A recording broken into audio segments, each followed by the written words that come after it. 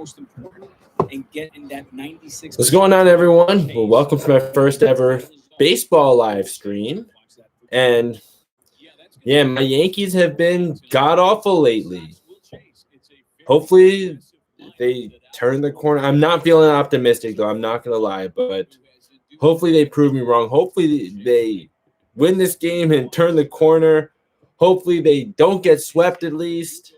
Hopefully I chose the right game to stream, but yeah, I see some people hopping on, so please remember to like this stream. Only takes 1 second, help get it out to more people. And fans of all teams are welcome to join. Oh yeah, Red Sox fans are welcome to join too. Get to have a little fun going back and forth with each other.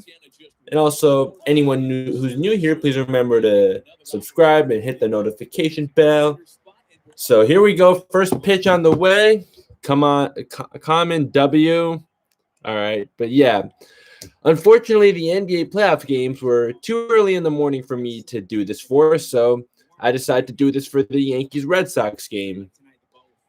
I've been saying, though, that I don't even know if this Yankees team really deserves my energy and attention because they've been so bad lately. But hey, this is the team I fell in love with when I was 8 years old. So I'm saying right here, but I'm just going to keep it real that I am not happy with this team at all. This team has disgusted me with how unmotivated they've looked a lot of the time. And it's not. Anyways, that's a pop fly to center field. And Brett Gardner's going to get that. That's one out. What was I going to say? Yeah, that the red flags were there in April. And hey, it's not too early in the season anymore. We can't be saying that anymore because it's June now. In April, okay, it's early in the season, but we're almost at the midway point now. And hey, this team is above 500, surprisingly. I guess because their pitching has been so good for most of the part, but their offense has been absolutely dreadful. So, okay. So 1-0 now. So, yeah, Domingo Germán's on the mound for the Yankees. And, oh, no. Okay, yeah, that's gone. It only took 5 pitches for me to already start saying, oh, no. I don't know if I really want to keep doing this for the Yankees. Do they really deserve it? But hey, more people on here, so all right, I guess we can entertain each other for now because the Yankees ain't doing it. Earlier today, he said Alex Verdugo can flat out play baseball. He can do it all. He can hit with power, as he just showed. He can hit the other way. He can make contact, and he's a. But yeah, I hear Luis Severino is starting to rehab now. But yeah, I'm afraid they're gonna rush him back. But I know he's throwing heat right now, but still worries me. Continue to be a problem for Domingo Germán, making his 11th start of the year tonight. And that's the 12th homer he has allowed. 11 starts, 12 home runs. 7 innings this year. He's got a 3.60 ERA or something. He got off to a really good start. Actually, no, I wouldn't say I think his first game, if I'm remembering correctly, or first 2 weren't so good. And then he just started heating up, but yeah, he's come back down to earth lately. Oh, he had a 3.42 ERA. Okay, there we go.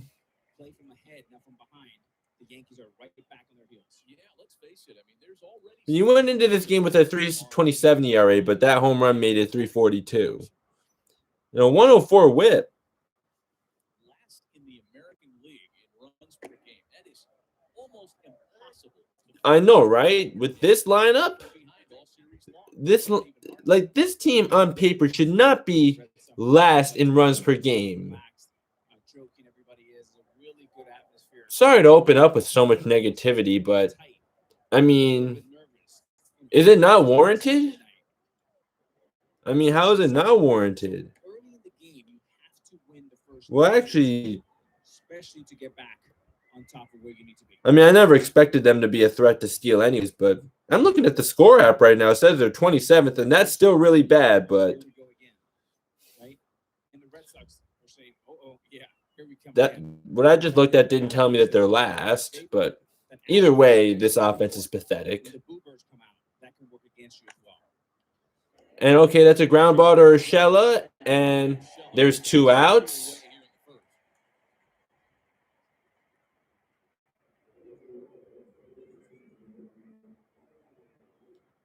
So now Rafael Devers. Oh yeah, here comes Rafael Devers. And who has driven in 5 runs in the series after driving in a total of 5 runs in his 9 games leading into Friday's opener here.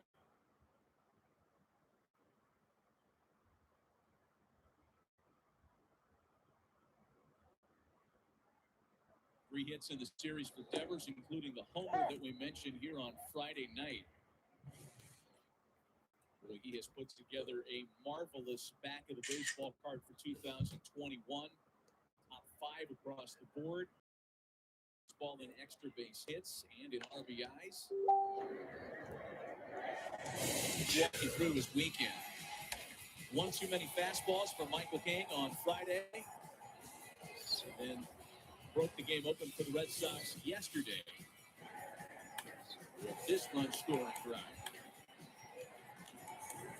And good news, better news there for Devers. All fastballs in the previous series. The Astros, we talked about him adding 57 fastballs in a row.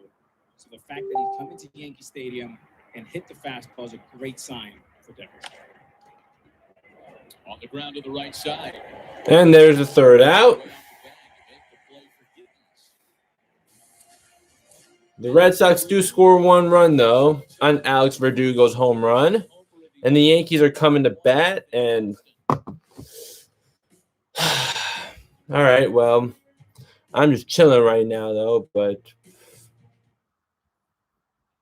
yeah, trying to get some people to come on here.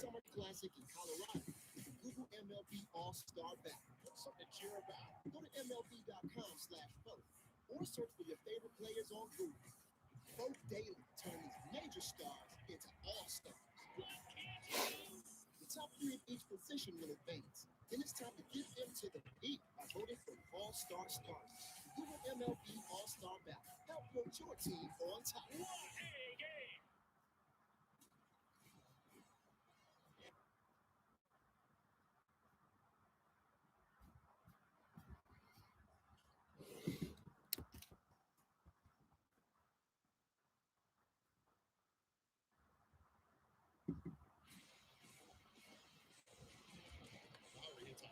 Drive to right field, and there you go.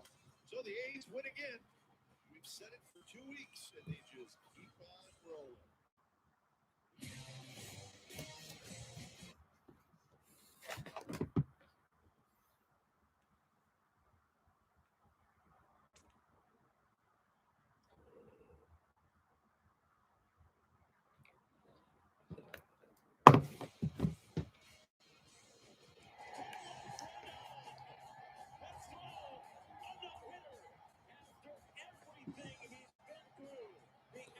All right, yeah, I guess. I don't know. I mean, I had a pretty decent turnout for even a short notice for Clippers Mavericks Game 6. I wanted to do Game 7, but can't do it when it starts at 4:30 a.m. in my time zone. But congrats to the Clippers, by the way. 2,000 for Yadier Molina, the 12th catcher in the history of Major League Baseball with 2,000 hits. 1-0 Red Sox as we get you out to the Yankees starting lineup, brought to you by Taco Bell. Here's how Aaron Boone aligns his guys looking to sell in the series. All right, so DJ LeMahieu's leading off, and DJ LeMahieu, he's the last guy we expected to disappoint us, but he's been extremely disappointing. He's been the most consistent hitter for the Yankees the last 2 years, and he has been severely underachieving this year. Garrett Richards is on the mound for the Red Sox, and yeah, he's been ridiculous in his last 4 starts. But yeah, I remember when they got him, I was like, yeah, whatever. But no, he's been doing really well lately. Yeah, Richards has been very good. He's been a good surprise for a lot of the front office. All right, good eye, LeMay. Good eye, DJ. Spin rate guy. He has a fastball, a slider, a curveball. As of late, has simplified his motion, which has made him more efficient and even better. But he's a guy that needs to eliminate walks, throw strike one, and let his slider. All right, it's a 2-1 now. But yeah, LeMahieu only has a 668 OPS, so 91 OPS plus. League average is 100. All right, it's a 2-2 count now. Come on, DJ. We know you're better than this. We were so happy to re-sign you. But then you've been such a disappointment, man. Like, let's get the DJ LeMahieu from last year and 2 years ago. Like, please. This is not the DJ LeMahieu that we all know and love. If he fouls that off and staying alive.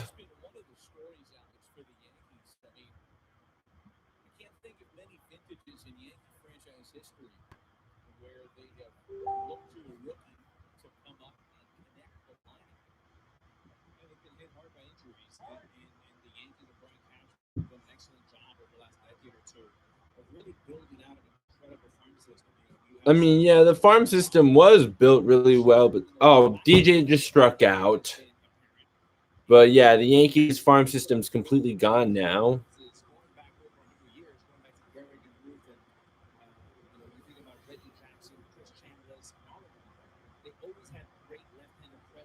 Yeah, they have no left-handed presence now.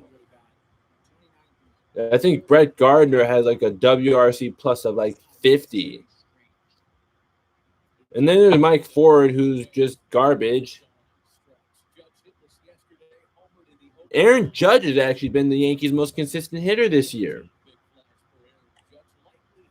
Okay, there we go. Aaron Judge for a base hit. So that's one on with one out. Yeah, he hit that one pretty hard. On the ground, but 100 miles per hour. And Xander Bogaerts couldn't come up with that.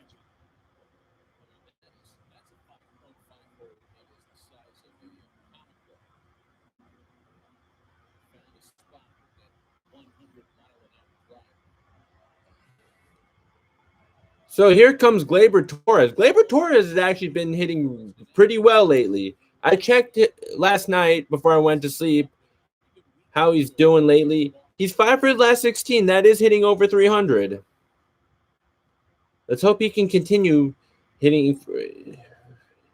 Let's hope he can continue his hot streak. Yeah. He got off to a horrible start, but since May, he started to step it up lately.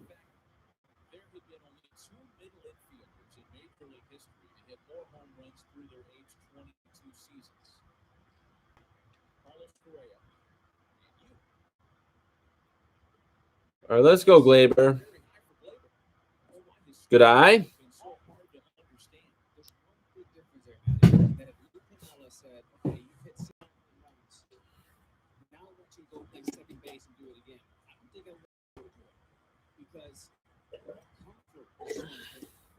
Yeah, I might throw some trivia out there. Only more people are here. Well, I guess I'll just give away the answer, though, that Gleyber 2 years ago became just the third Yankee 23 and under to lead the team in home runs. And there we go. Gleyber with the bloop single to center field. Then we get 2 on. Well, we got to drive these runs in. But anyways, the only 2 other Yankees to ever lead the team in home runs, 23 or younger, Mickey Mantle and Joe DiMaggio. But last year, yeah, not a good year in the 60-game season. Got off to a bad start this year, but lately he's been doing very well. He's now 6 of his last 17.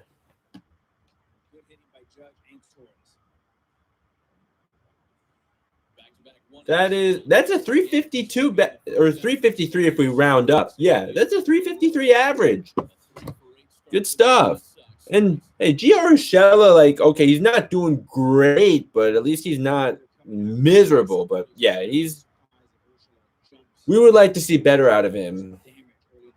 And yeah, like Brian Cashman's ego is something that I'm definitely not liking, but we got to give him credit for some of the diamonds in the rough he's found. And Gio Urshela is one of them. Like, you got him for basically nothing, and he's been a big contributor for this team the last 2 years. This year, he's just a little bit above average. And yeah, a little bit above average is not good enough for what he's done the last 2 years. We're telling you right off the bat, they're coming out attacking this Red Sox pitching with Richards. It is a good attack, it's a good approach. I like it. And Alex, when the Red Sox are shifting their outfield as much as they are right center field, what does that tell you? Is it going to ride with fastballs up in the zone, up and away? And there we go, Gio. There we go, Gio. All right, bases loaded now with 1 out. Whatever we do, can we please not ground into a double play? Aaron, no. Usually the better hitting teams are not ground into the most double plays, okay? Or whatever I read last night, whatever that BS was that came out of his mouth. I mean, okay, Jim Rice led the league in double plays back in the 80s, but no. You should never think of that as a good thing, especially when your team is towards the bottom of the league in almost every major statistical category, okay? The only stat that the Yankees are even average in is on base percentage. All right, Gary Sanchez, whatever you do, do not ground into a double play, okay? if you're Richards, you're thinking breaking ball here because these guys are telling you they're coming at you. All right, he took the first strike. All right, come on, Gary. Sanchez 1 for 7, 5 strikeouts in the series. Yeah, I wanted to defend Gary Sanchez for a while, and last year was when I was slow. Oh, there we go, Gary. Yes, there we go, Gary. That's what we like to see. Yeah, that's going to be 2 runs. Okay, Gary Sanchez coming up big. There we go. Hey, that jersey, though, that's still staying in the closet for now. But for now, I got to clap it up for Gary Sanchez. Got the team on the board. It's 2-0 Yankees. Until he has a red-hot month, that number 24 jersey is staying in the closet. But just now, that's what we like to see. Again, the Yankee offense coming attacking like predators, and they're all over Richards early.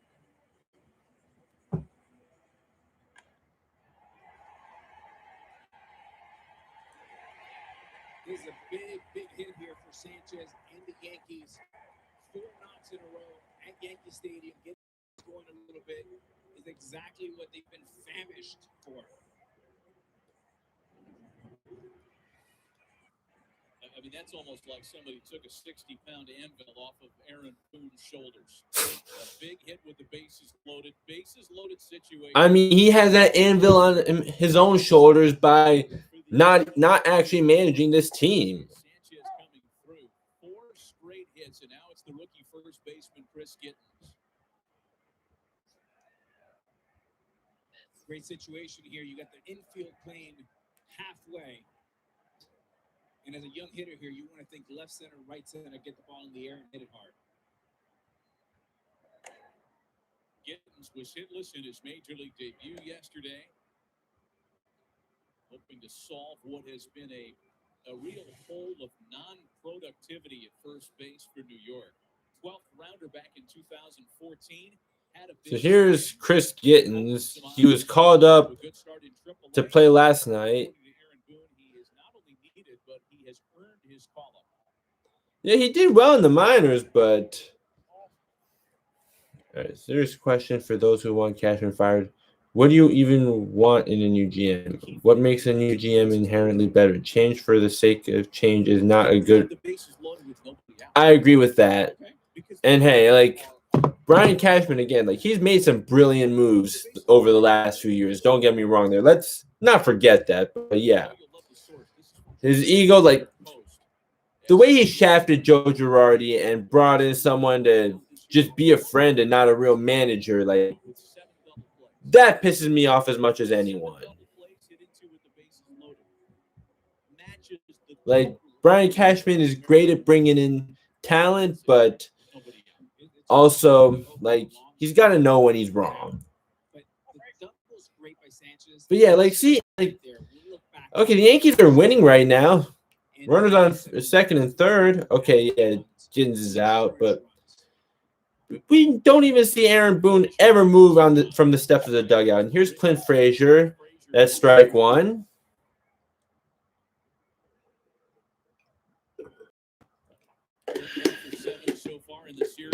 Yeah, Clint Frazier. I did see that walk-off home run. That was nice, but he's had such a horrible year. I'm sure he could have a future with someone else. I feel like it's not going to be with the Yankees. Way ahead of that one. Now an 0-2 count. Did I see that it was a 2-0 game? I'm sorry, it's 2-1. I forgot that Verdugo hit that home run. Last time he faced the Yankees, it was back in 2018, so none of this is of a real recent sample size. All right, let's go. Okay, good eye, Clint Frazier. It's a 1-2 count. This is a different Garrett Richards indeed, as compared to the one that last pitched in this ballpark as an Angel some years ago, spent last year as a Padre. He has overcome a series of adversarial health situations, including Tommy John surgery, to open his 11th season as a big leaguer. And that's a 2-2 count. That was a little high.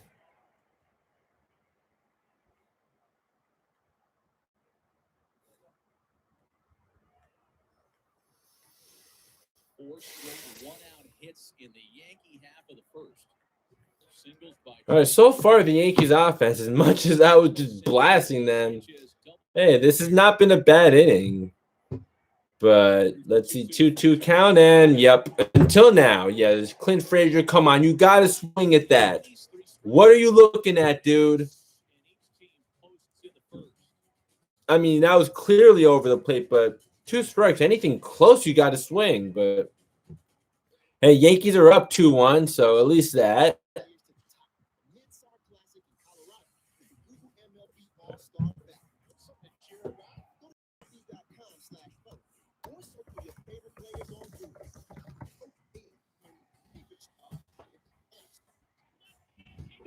Top 3 of each position with fans. It's time to get into the beat by voting for All-Star Stars. Google MLB All-Star Battle. Help put your team on top.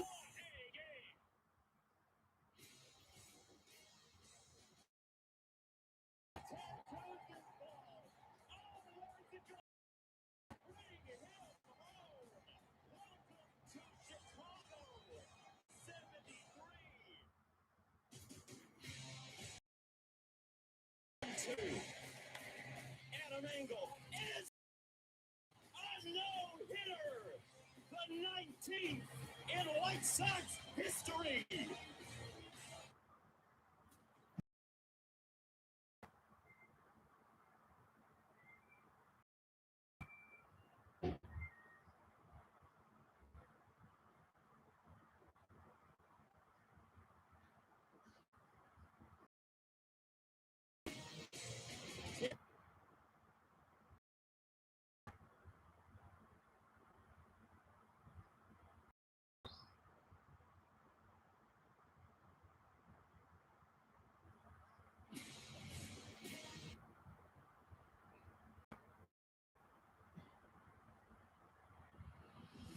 Well, of course, the rivalry began with the saga of Babe Ruth, sold to finance on stage. And since then, it has gone through all kinds of fascinating twists and turns. It's been heated with my partner right in the middle of it every once in a while. And it is still regarded by so many people as one of the best rivalries in sports. We welcome you back to it, Red Sox and Yankees. Some fans can coexist peacefully. Why not, right? Captain's in uniform, Alex. Have you returned any of his calls? Well, I felt like I had to chip in and spice up the rivalry a little bit. You did your part. Yeah, You did your part. Yeah. You know, people that have played in this rivalry are asked this all the time. When you were playing, did it mean something to you, or were the Yankees and Red Sox just ordinary opponents?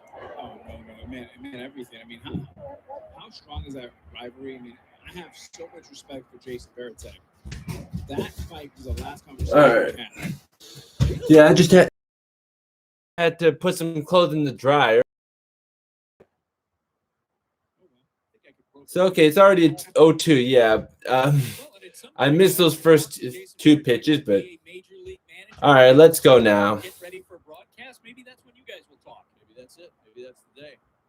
Well, And I mean, okay, now it's a 2-2 count. Jason Varitek, I thought he made, average. But Evan, I appreciate you stopping by. He had two dominant Hall of Fame pitchers types like a guy like Schilling and Pedro.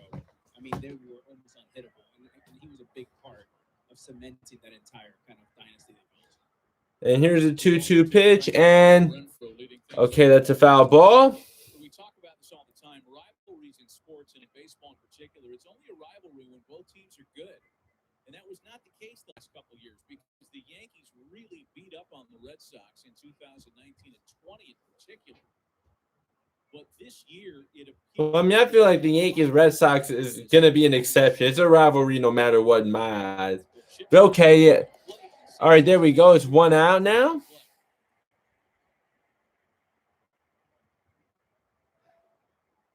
I mean, at the start of this series, we were talking about Red Sox futility defining the rivalry against the Yankees. The Yankees had won 17 of 19 against Boston at the start of Friday night. And that included a 12-game winning streak at one point, which was the longest versus Boston in franchise history. Here we are, 2021, and now it's the Red Sox that have won 2 in a row. All right, well, let's not make it 3 in a row. Even though, yeah, I did watch the podcast before I went to sleep last night, and yeah, I mean, I kind of feel you that you want to lose so that Boone gets fired. You know, I guess I can understand where you're coming from, but at the same time, like, I just don't like losing. It is outstanding, and he's a hybrid between old school and new school, and there's nobody like him. I'm really, really happy for Alex. Well, Alex Cora is a cheater, so yeah, whatever. Not going to deny that he's a smart manager. In fact, I was thinking when the Yankees decided to move on from Joe Girardi, hey, Alex Cora would be a good choice.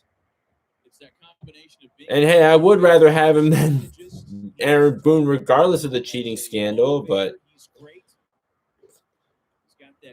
still. Yeah, I mean, he's on the Red Sox now, so I have no reason to like him. 2 balls and 2 strikes. Yeah, and interestingly, guys, last fall, the Red Sox search for a manager actually was extensive. And at some point, they talked about possibly hiring Sam Folt to be their manager. But I know there were a lot of people in the organization who felt that Alex was perfect because he knows Boston and knows these players. And JD, no, that's Marwin Gonzalez, a ground ball to first base, 2 outs. Buster, adding on to what you said, I had a conversation with Alex earlier today, and he said, look, while I was away, I watched a lot of baseball, and I noticed some trends that were happening. The teams that were winning and doing well, they did a few things really well. They made contact really well. They had great athletes on the field that can actually run, play defense, but an athletic team. And the third part is getting guys in from third base with less than 2 outs, like the Yankees failed to do last inning. So, as a manager, all right, 1-0. No, all right, that's strike 1. Yeah, I don't know why I said 1-0, but yeah, it's 0-1 now. To Kike Hernandez. Yeah, this should be an easy out. I mean, if it's not, then I don't know what could possibly be an easy out. But okay, there we go. Strike 2.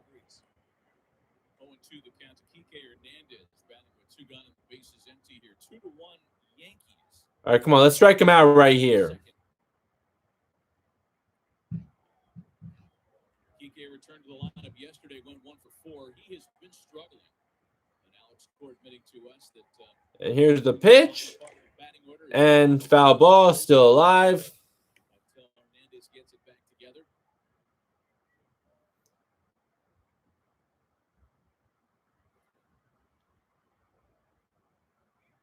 He doubled in the 8th inning yesterday, and that snapped him out of a So Herman's at 30 pitches now. 7 stretch at the plate. Not too bad for the second inning. And that's strike 3. End of the inning. Hey, another like on this stream. I appreciate it. If we can get it to 10, that'd be great. I've yet to reach that on any of my streams so far. So, yeah, I'd really love to reach that. But anyways, Yankees are up 2-1 now. And, hey, well, they were up in the last game, and then they blew it. Their bullpen imploded. And, 7 likes. Hey, there we go. Let's go. Anyways, yeah. Hey, they went up last game, and then the bullpen imploded. So, yeah, let's hope that doesn't happen again.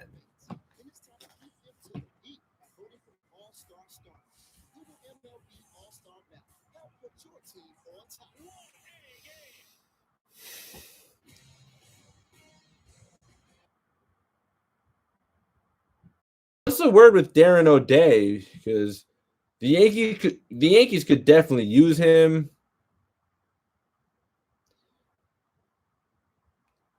He beat. No. That was from 2 weeks ago.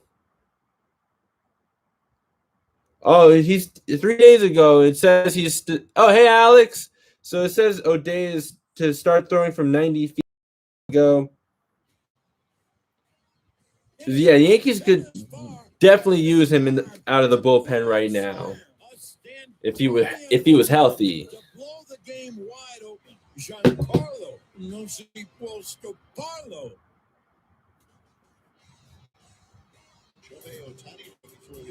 But yeah, Giancarlo Stanton's not in the lineup right now. Like they just showed one of his home runs.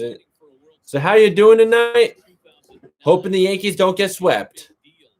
And yeah, I want to do Game 7 for the Clippers Mavericks series, but yeah, started at 4:30 a.m. Yeah, I can't live stream for any of those games. So that's why I decided to do this stream. Bell, I'm a Sox fan, but let's have those likes, people. Keep the grind. Hey, Bell, I appreciate you. I mean, I don't like your team, but I appreciate that you're here. Hey, all Red Sox fans are welcome to join.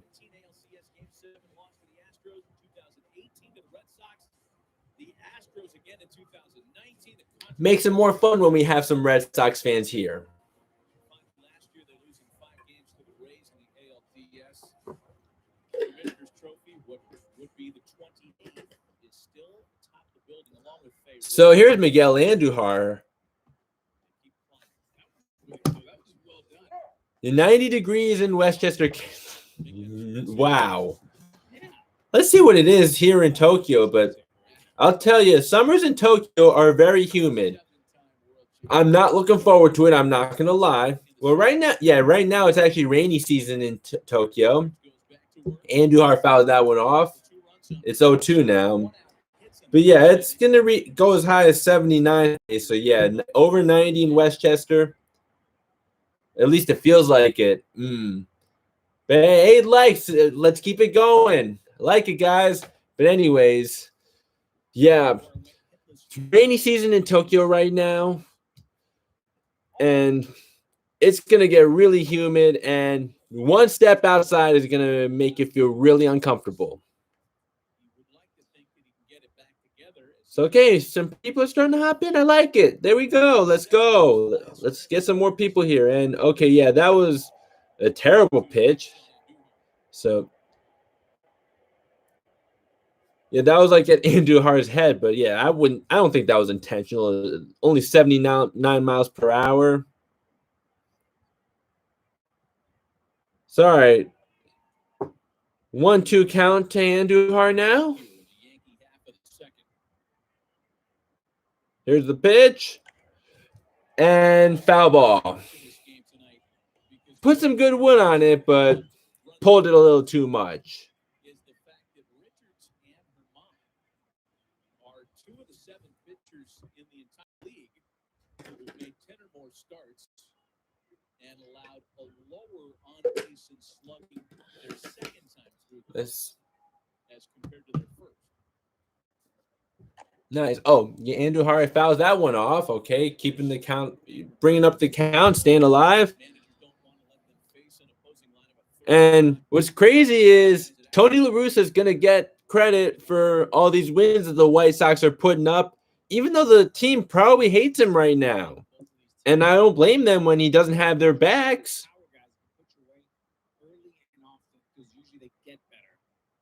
But I mean, they have so much talent, so like they should be winning regardless of who's managing that team.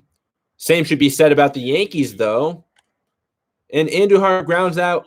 Yeah, he hits a ground ball to Devers, and yep, that's an out for the Yankees. And all right, it's one out. But yeah, Baltimore against Cleveland. Yeah, that is pretty surprising. But yeah, the Indians are actually doing pretty decent right now. They're 31-26. But yeah, let me just check that. Yeah, the Orioles did win a series against the Indians, even won 18-5 against them.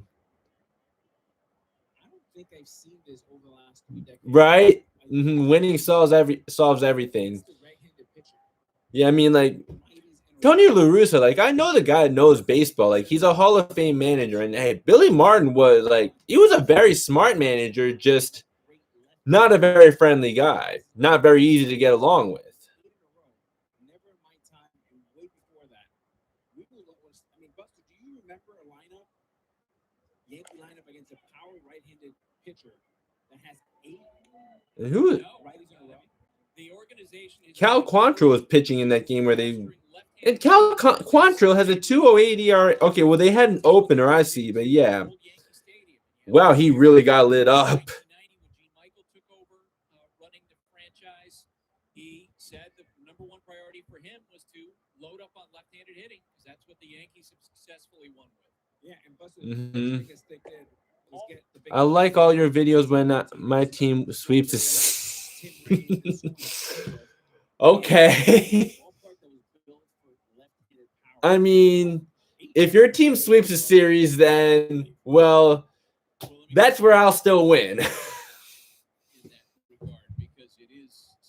I feel like these old school managers like La Russa, as good as they are, don't believe in this style of baseball. Yeah, I mean, I can also see why. Well, with La Russa, though, like, with the unwritten rules, like, I mean, like I said in my video, like, Yermin Mercedes shouldn't disobey his manager. If he gave him a take sign, you do what your manager says. Like, from my baseball experience, yeah, nothing pisses off a manager or coach more than missing a sign. But at the same time, Yermin Mercedes hit a home run, so at the end, it should be all good. But yeah, he should have just talked to him in private. Like, I just don't think he handled it well. And like with the analytics, like I'll look at them, like I'll look at WRC plus. Like one thing I noticed is that Nolan Arenado has a worse slash line than he usually put up with the Rockies, but he's playing in a more pitcher-friendly ballpark. That's why he has a better WRC plus. So, like I think, and DJ LeMahieu pops up to right field, and that's gonna be out number 3. So no runs, but hey, Yankees are still up. But yeah, I think that nowadays some guys over rely on analytics, and that's been a problem for the Yankees. Like how they just swing for the fences now. Like it has to be home run or strikeout. Like, yeah, that's not good baseball. It's like basketball. Like you got to be able to score from all over to be the most effective scorer. In baseball, you got to hit the all parts of the field to be able to be the most effective hitter you can possibly be. Have you ever considered doing either a top MLB? I don't know if I've been to enough, to be honest. I mean, like, I have thought about it, and maybe one of these days I might actually do one of those. But just right now, I don't think I've been to enough. But I'll tell you one thing. My favorite ballpark that I've ever been to is definitely Petco Park. And I really want to go to Oracle Park. Oracle Park looks beautiful.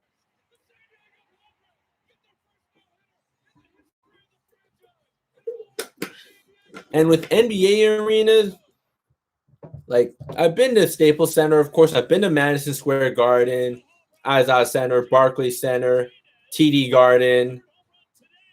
Yeah, those are the NBA arenas I've been to. And out of all of them, yeah, I think this might be a little biased, but Staples Center and Madison Square Garden are probably the best. Especially because in New York, Knicks fans, like, no matter how bad the team is, you know the fans are going to show up.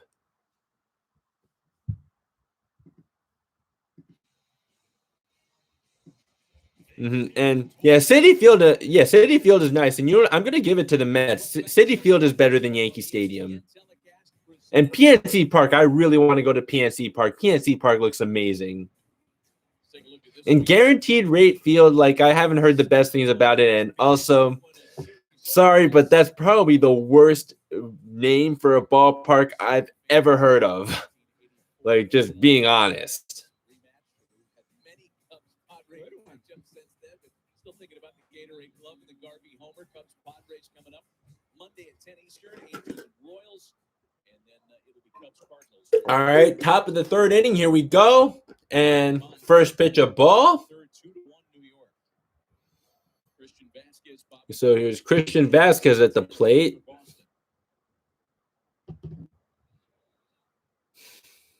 And here's the 1-0, and that's strike one. An off-speed pitch. Yeah, I would definitely consider going to Camden Yards. Camden Yards looks pretty nice. I mean, like, I would say Petco Park and Citi Field are probably going to be worth more worth the experience, but Camden Yards, I would say, it at least doesn't look bad.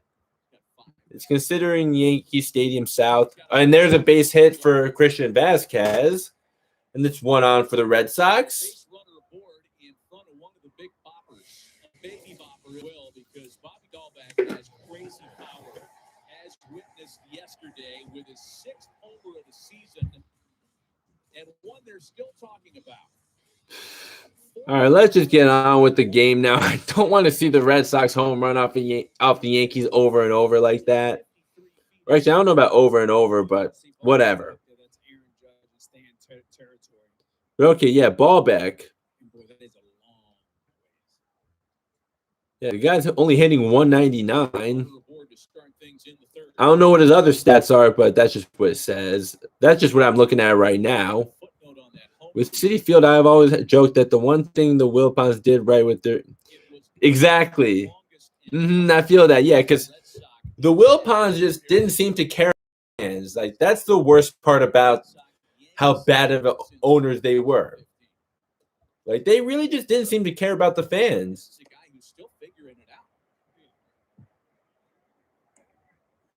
And yeah, Steve Cohen, he may be a shady guy and all, but like at least he's making a culture change with the Mets. I got to give him that.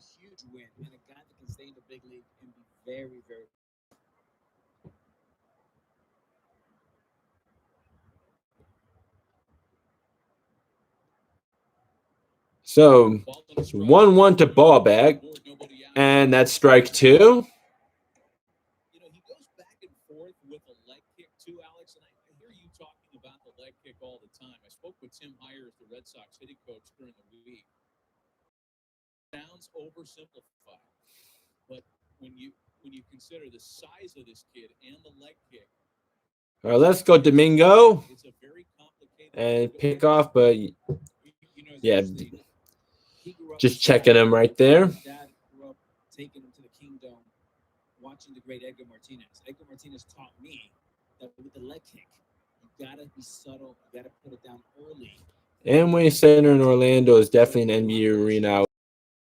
Right there, he was late. And that's going to be a ground ball to Urshela, and they only get the out at second base. That's one out. So I actually heard they had something from Disney World inside. Really? That's interesting. Never knew that before. But yeah, I haven't been to Orlando in a long time. But yeah, that's very interesting. I never knew that before. And that creates the power. That's exactly what he did on that swing yesterday when he hit that ball. Yeah, I got to keep that in mind if I ever am in Florida. But yeah, I haven't been to Florida since I was 4 years old. Designated hitter. I mean, there is so much potential in Dahlbeck. You see some of the home run pop, the physical tools. Part of the challenge is for a young guy like that, for whom timing is so important at the plate. All right, here we go. Domingo Herman. And that's a ball. Gary Sanchez tried to frame it, but didn't go through. Did you ever go to Disneyland or Universal? Oh, when I was a little kid, I used to go to Disneyland all the time. But when I actually lived in California, no, only went by it. And it's not that far from Angel Stadium. Like, it's a long walk, but like a 5-minute drive or something from Angel Stadium. I mean, I don't know if 5 minutes is the exact number, but something like that. But I haven't been to Universal Studios Hollywood. But Disneyland, though, yeah, when I was a little kid, I went all the time. Ball and a strike to Danny Santana with Dahlbeck aboard and 1 away. 2-1 Yankees, top half of the third. And that's a weak fly ball to left field. And all right, there's 2 outs now. Miguel Andujar is looking more and more outfielder-ish with every passing opportunity. And Aaron Boone actually likes him. I remember Aaron telling us last. But yeah, I actually looked at Miguel Andujar's numbers in left field, and it actually doesn't look as bad as it's felt like. I mean, I've seen him look pretty bad out there, but I guess I guess he really can't be worse at third base. He works very hard. He's a tremendous young man, and offensively, he's a doubles machine. Angels in the Outfield was one of my favorite baseball movies growing up. Do you remember when the Disney company owned both the Angels and the Mighty Ducks? How long ago was that? I actually don't really remember that.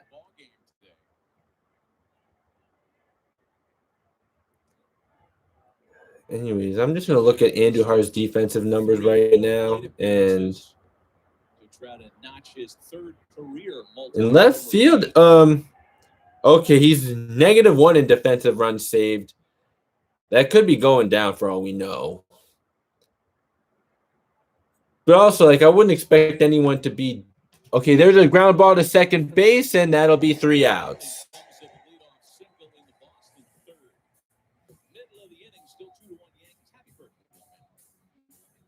I think it was from 90 – I was born in 93, but, okay, 06 then. Like, yeah, I was 12 years old in 06, but –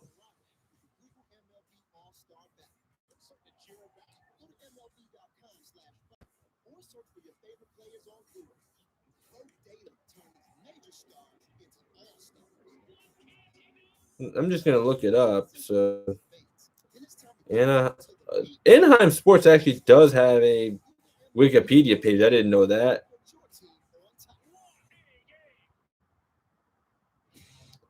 But, okay, yeah, they became defunct in 2005. So, yeah, created in 92. It was from – yeah, actually not a bad guess. Like, you were actually really close on that. I'm just looking it up right now. 92 to 05. So yeah, not far off at all.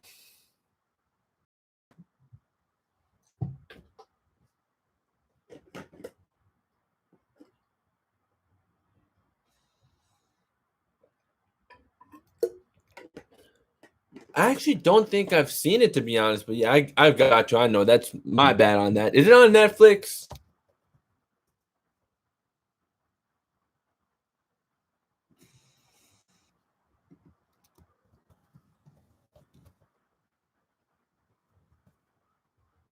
I guess not. I guess I'm just gonna have to look up a streaming site for that one. Who's it?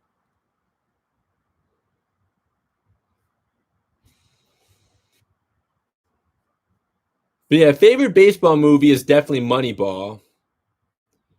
And also 42, Major League, Sandlot. Those were also some really good movies. And also Field of Dreams, yeah. I don't have Disney Plus actually. But I have Netflix, and yeah, I just looked at that. But I can always look it up on a free site. I mean, I know that's illegal, but they're not going to come after me for that, right?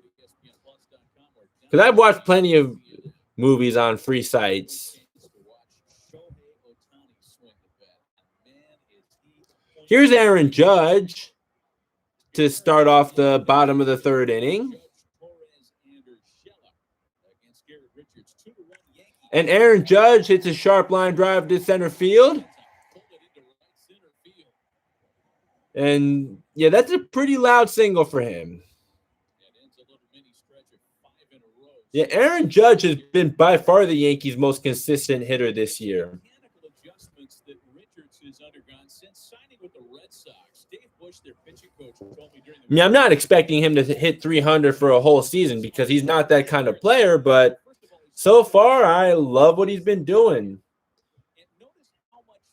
Early on in one of my rant videos, I remember calling him out like, hey, I really like you, but you got to stop swinging at those pitches way out of the zone, but taking those meatballs right down the middle that you should be crushing. But hey, right now he's doing excellent. Gotta love what he's been doing.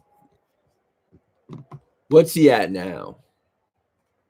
Here's Gleyber Torres with one on, nobody out.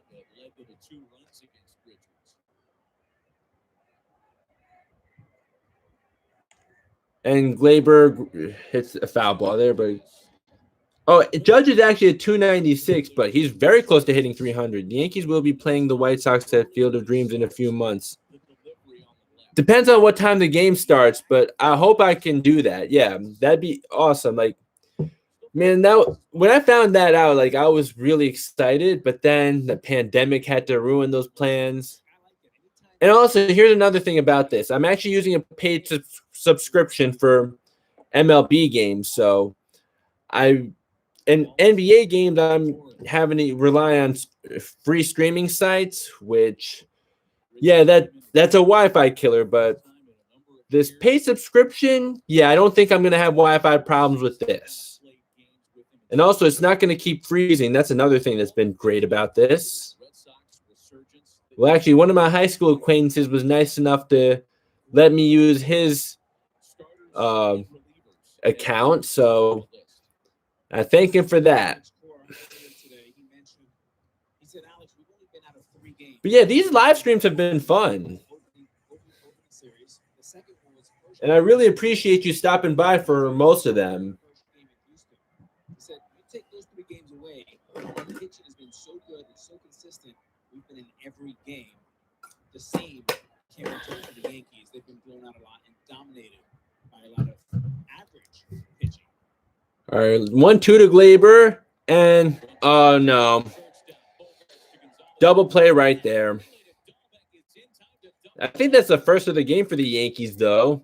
But still, I don't know where they rank in double plays, but I feel like they hit into quite a lot of double plays, and that's not good at all. You know what? It will be a White Sox home game, but I do expect that if they do have fans. Yeah, I expect that too, because the Yankees are the most popular team in Major League Baseball. So, yeah, like Yankee fans are everywhere. And those are things that have been happening often for both sides. First of all, Garrett Richards has now induced. Here's Gio Urshela with 2 outs. That's a top 5 figure among starters, and the Yankees have hit into. Oh, he definitely went around there. That's a 0-1. Among the things that fans are kind of wringing their hands over in the Bronx, 56 double plays now, second most in baseball.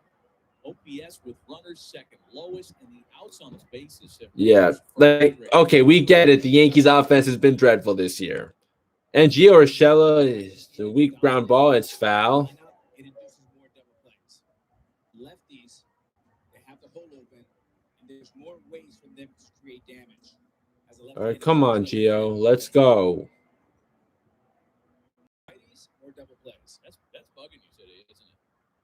The righty-lefty thing. I mean, that's bugging you as much as guys not bunting. And there we go. Gio with a base hit. Gio with a base hit to left field. 1 on with 2 outs. I imagine the third out's going to happen right here, though, with Gary Sanchez coming up. Well, hey, Gary Sanchez did drive in both of the Yankees' runs, though. I got to give him his props for that. But hey, that jersey's still staying in the closet, though. You got to stay hot for at least a month before that jersey comes out of the closet. By the way, I know it's a bit early to ask, but are you planning on doing any? Honestly, a lot of their games are going to be way too early in the morning for me. So, I mean, if they play on Sunday night, definitely look for it. I'm definitely planning on it for any Sunday or Monday night games. But right now, yeah, for their 1 o'clock, 4 o'clock games, yeah, I can't do that. But yeah, did you get to see my predictions for the Giants season this year? Like, it's a 20-minute video, but it's a video I put in a lot of work into, obviously. Okay, Gary Sanchez. Okay, Gary Sanchez is 2 for 2. There we go. But yeah, it was a video that I personally feel proud of for making. Yeah, a lot of people don't have the Giants doing all that well this year, but I think that the Giants should be able to have a winning season. Obviously, they're not going to win a Super Bowl. And you never know, though, because we said that both of the last times the Giants did actually win the Super Bowl. But no, I wouldn't put money on the Giants winning the Super Bowl, but I feel confident that they will have a winning season. 3 singles in the inning. Well, without the double play ball, Boston would be in even worse straits this inning. Here's Chris Gittens with 2 on and 2 outs. Let's see if he can drive in some runs here. A run or two would be nice. And he hits a foul ball. And please get out of play. Please get out of play. Okay, there we go. That's out of play. They've taken to calling Chris Gittens hard-hitting Chris Gittens. Hard-hitting Chris Gittens. Hey, how about we bring that to the big league level? Played in your vintage, a Yankee at one point in his career in America. I don't know that you can recycle nicknames, though. Yeah, you can recycle nicknames. Well, they got to live up to it, though. Maybe there's a new one in their form somewhere. I like recycling, just not in baseball. What do you think about minor league baseball and so many teams being 0-2. Yeah, that's really 9 likes. Thank you. And whoever just liked it. But anyways, regarding the minor leagues, yeah, that's really unfortunate for those minor league players to have had that. Yeah, I feel bad for those guys. Although I'll also be honest, I've never really been one to really watch a lot of minor league baseball. Well, we do know this, that Chris Gittens is really being given every opportunity. How old is Chris Gittens? At first base. And the Yankees do hope to have Wood back within the next couple of weeks. Yankee first baseman. Oh, he's 27. Second lowest OPS at that position. But yeah, knowing this guy is in his late 20s and I'm actually a little older than him. Oh my God. But yeah, hopefully Luke Voigt can come back soon. Actually, how long is Luke Voigt even out? I don't even remember what the timetable was. Okay, he's working towards his rehab assignment. He's thinking soft. So if you're Richard, you want to blow him away here with a fastball. Oh, it says he could return from injured list this month. That'd be really nice to have.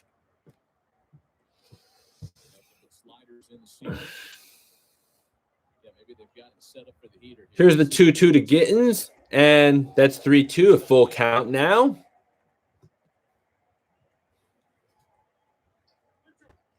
That's a wasted pitch. I don't like that pitch because it's never a strike.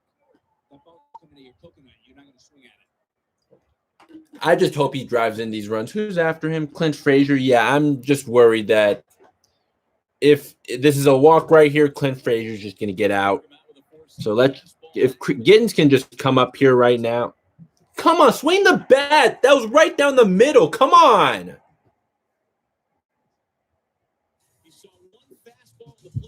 If you swing and miss, I mean, that's still bad because that's right down the middle, but that sure look a whole lot better than just going down looking with a pitch right down the middle. Come on.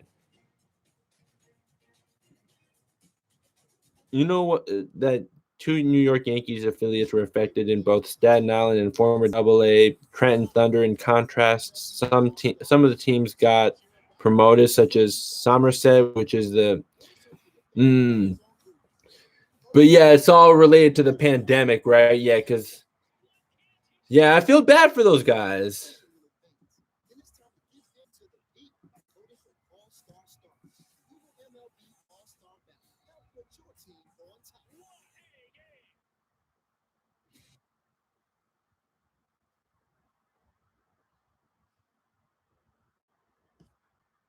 But anyways, yeah, just looking at Facebook right now, and I see Luka Doncic is now the youngest player by far to score 40-plus points in the game, beating LeBron's old record. That's amazing. Wow.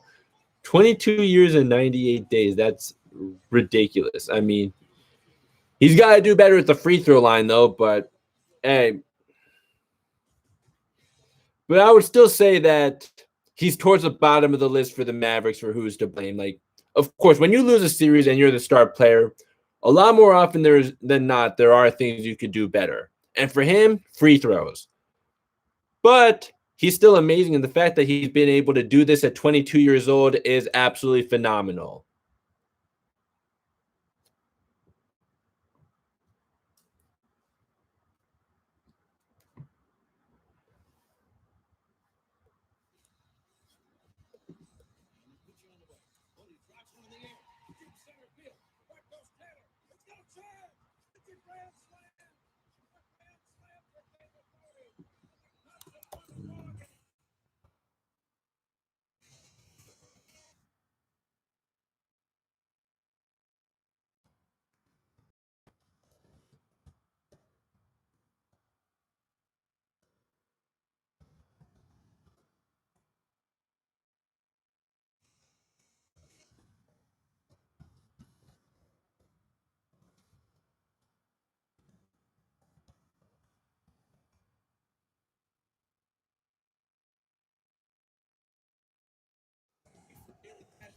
With as few as 10 picks with MLB Rally presented by BetMGM. Download MLB Rally app now. Restrictions apply. See official rules at MLB.com/Rally.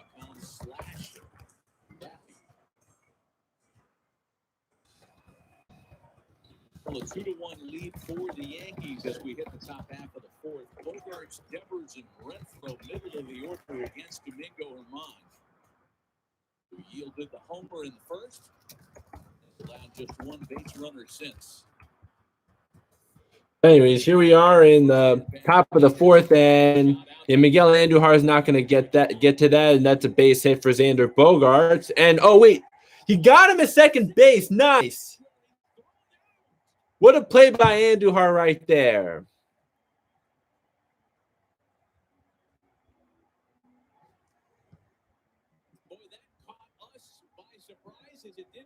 Yeah, I didn't. Yeah, I thought that was going to be it.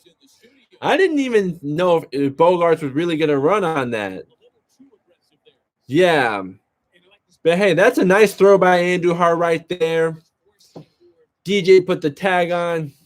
Do you honestly think that he's up there? I'm not liking Adam Silver a whole lot either, to be honest. But yeah, I definitely don't like Rob Manfred. I'll tell you that. And it's a strike to Rafael Devers.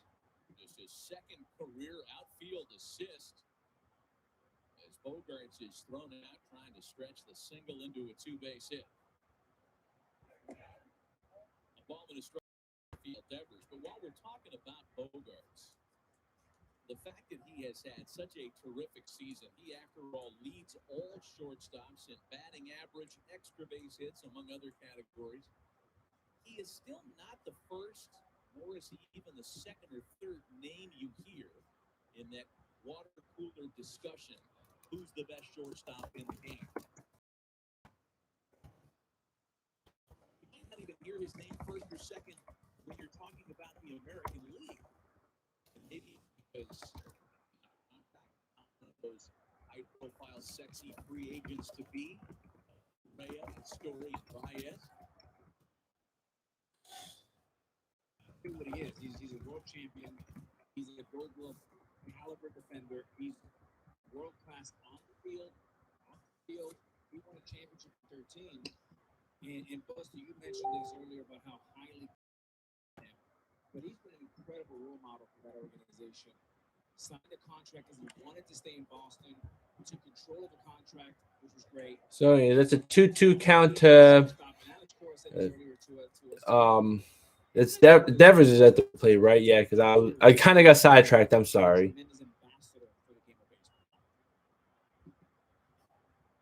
A lot of the stuff that Manfred has tried to improve. Okay, there we go. Strikeout for Domingo Germán. And I mean, the ideas are good on paper, but whatnot. Yeah, hey, like I said, I am definitely not a fan of Rob Manfred.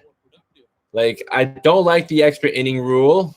And also, I'm strongly in favor of the universal DH. Like, hey, what Shohei Ohtani has done is absolutely amazing. Like, it's stuff we haven't seen since Babe Ruth. And the fact that Jacob deGrom has actually hit the ball pretty well, too, not just been pitching amazing, that's amazing. I'll give him that. But still, I really do think that because there's risk for injury, and also if these pitchers did get more at bats, they're most likely not going to be good hitters. So yeah, I'm definitely in favor of the universal DH. I don't know why they got rid of that. I know some people disagree with me about the universal DH, but I'm strongly in favor of it. Yeah, I would like to see a 9-game. I mean, I guess I can understand that playing even 7-game doubleheaders can be tiring, but hey, these guys are getting paid to play 162 games a year.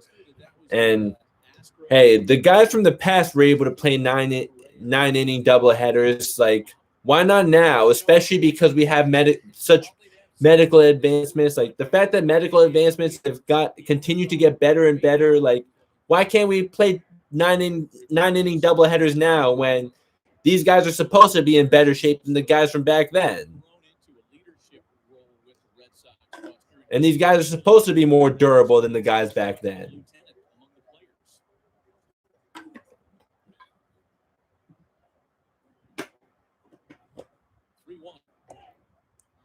I think that those guys should be credited with no hitters.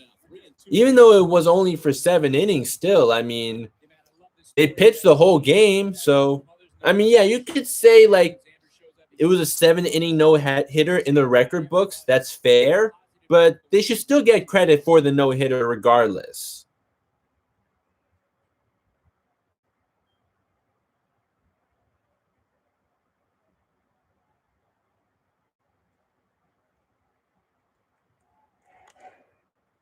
He's also become the guy that Alex Cora calls when his twin sons won't eat, as he shared with us today. His boys wouldn't eat their vegetables. I feel that. Well, you tell your dad I said hello. Anyways, so DeGrom DeGrom, yeah, I know he's hitting 391. That's insane, but he just went 0 for 3. And yeah, he's definitely not going to hit 391 if he actually got more at bats.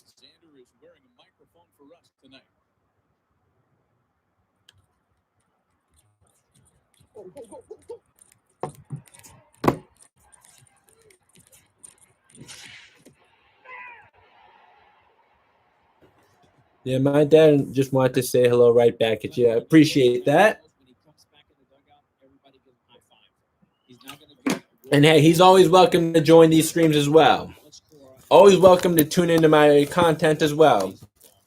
The more people, the better.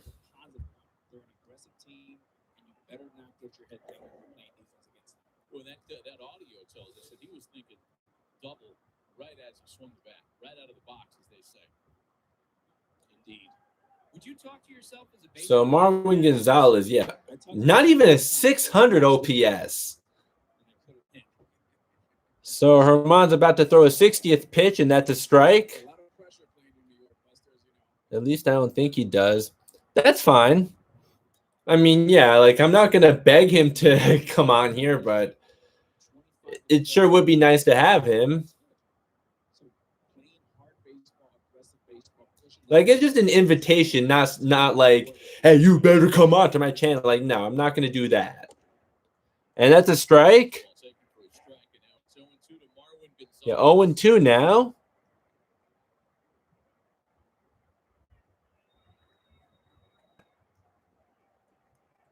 Leadoff single that was attempted to stretch into a double. That's the first out of the inning. Devers strikes out. Borderline 3-2. And here's the 0-2 pitch, and the pop fly to left field. Andujar should get that one no problem, and that's 3 outs. So the Yankees are still up 2-1.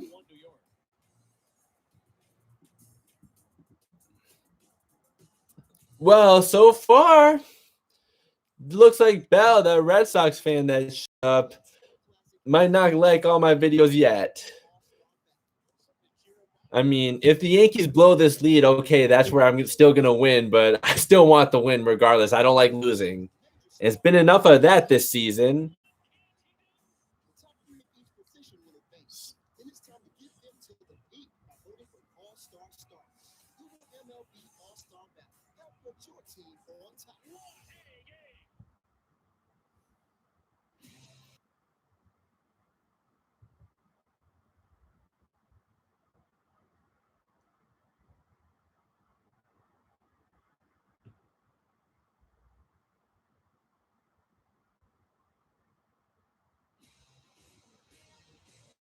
It's a 4-3 game. Darno dives into second base with an RBI double. At the track, it's gone! Travis Darno delivers, and the Braves have taken the lead in the seventh. All right, so I'm just going to look at some other scores right now.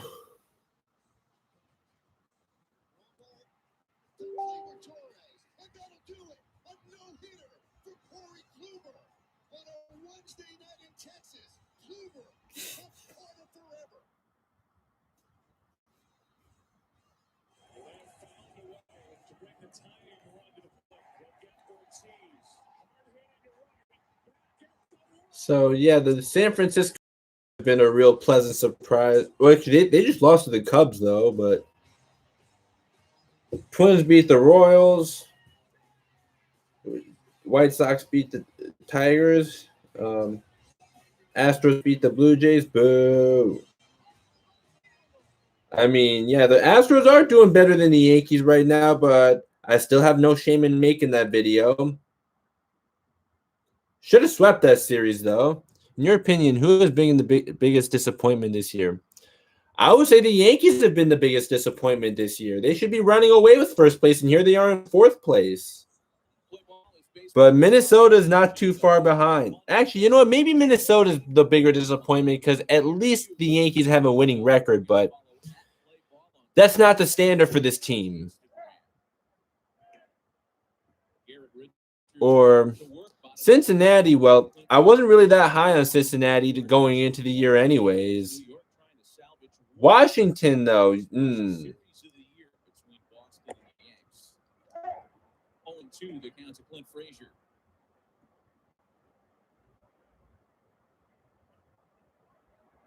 But yeah, Josh Bell, who was supposed to be a big free agent acquisition for them. I even made a video when biggest surprise team. Off the top of my head, I'm thinking the San Francisco Giants. But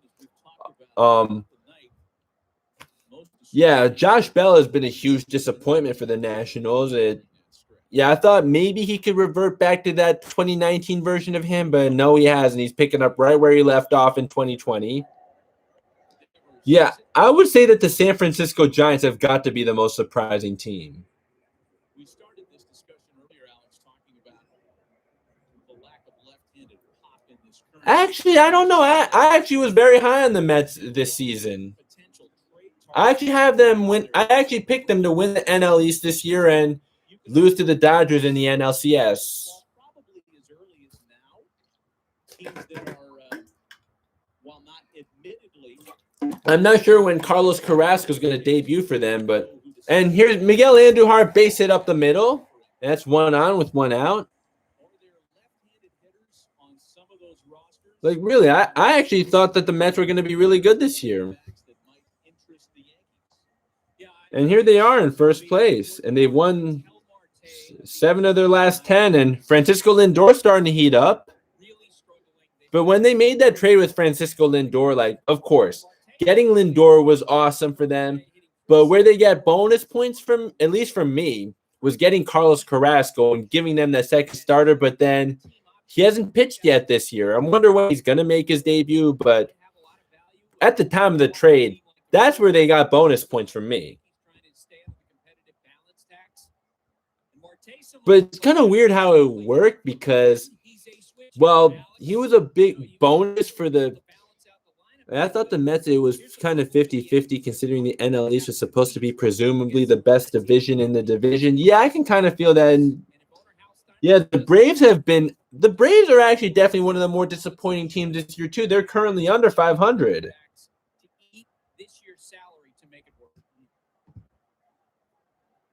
The 1-0 to Gardner, and that's a strike.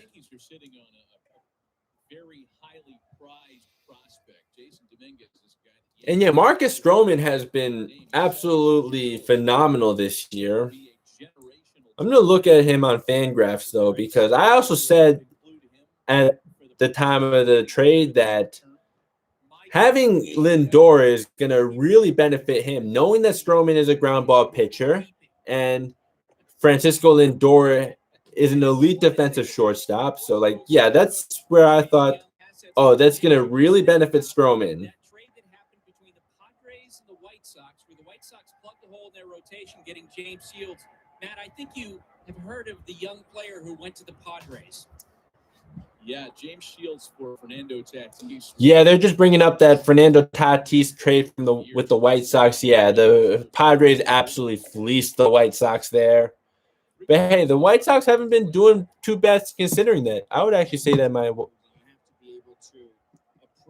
yeah, I guess. Although, like, I mean, we expected them to be one of the better teams this year, and I'm pretty sure I had them winning the division this year. But yeah, I thought that the Twins would be a wild card. Yeah, because Fernando Tatis Jr. was a White Sox prospect, and he was traded for James Shields. And like the ESPN broadcast team was actually bringing that up just now. You also got to be careful. You were on the Mariners when they made one of the most incredible trades ever, and that's not meant as a compliment. They needed a reliever. And so they added Heathcliff Slocum. I'm sure you can remember the two players that went to the Boston Red Sox in return for Heathcliff Slocum. Oh, yeah, Jason Varitek and Derek Love. That didn't work out so well. Slocum, if you got So yeah, Stroman right now, not exactly the highest K rate. Very low walk rate, though. Praise players, right? And who's good and who's not. And that's the art, right? That's the hard part. And yeah, his ground ball rate is slightly lower than what it was 2 years ago when he last pitched, but it's been a lot higher than that before. Andrew Harper is going for the steal. Okay, well, that was a 3-2 pitch, but yeah. Gardner just walked in. That's going to put runners on first and second. Yeah. But you know what, though? I mean, Tim Anderson isn't as good as Tatis, but still, at least it didn't turn out that bad because they got a pretty good shortstop in Tim Anderson. Even though, yeah, I think I would rather have Tatis. Congratulations. Stick that in the very back of the sock drawer. Don't tell anybody about it. The Rays that hold the pole thirdly, with Boston certainly within shouting distance. And I think fairly stated, guys, a 4-team race in the AL East this year. Speaking of the White Sox, would you consider Jose Abreu to be one of them? I mean, he just won the MVP last year, so I don't know if I'd really consider that underappreciated or underrated. Boston has already turned one big double play behind Garrett Richards. And DJ LeMahieu fouls that one off. If DJ LeMahieu can please drive in at least one run here, because he's been so utterly disappointing this year. Like, and it's how disappointing he has been shocking.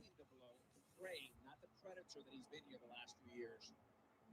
That same swing right there in the first one, again, late and tardy and not confident. DJ LeMahieu needs to do two things: get that foot down early and attack the baseball like he means it. Come on, DJ. It's been more ground balls than line drive from DJ LeMahieu and takes that one.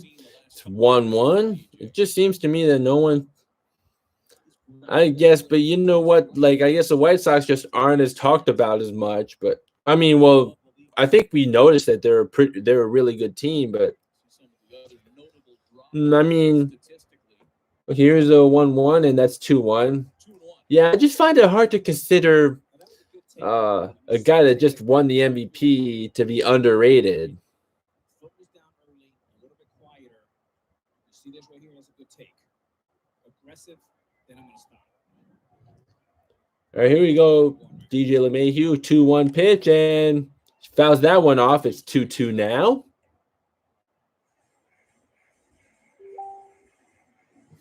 A 2-2. Are you in a position here where you'd maybe look for the slider, thinking that Richards is going to try to get you to hit it on the ground? When you're still thinking fastball, middle, stay inside. And again, be a good hitter here. Forget about power. Now you want solid contact. Just don't hit into the play. All right, come on, DJ. Yeah, whatever you do, do not ground into a double play, please. And that's a good eye right there. 3-2 count. Good job staying off that slider. Again, he got that big double play ball off Torres' bat in the third. Without it, it would have been a run-scoring inning because there were 3 singles by the Yankees. All right, come on, DJ. Okay. I don't know if it will happen this year, but do you think in the near future that the White Sox and Yankees could meet in the ALDS or CS? The Yankees should be able to. Unfortunately, they have an incompetent manager.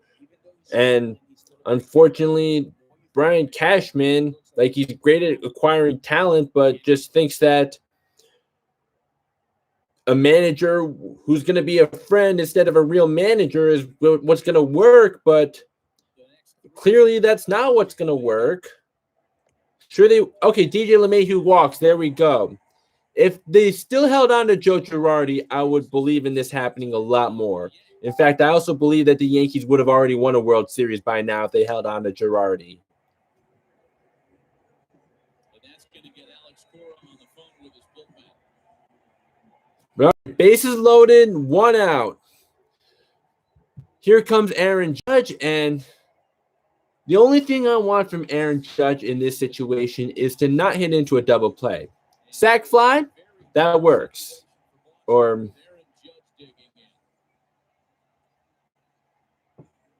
if he walks, yeah, that'll get in a run, so I'll take that.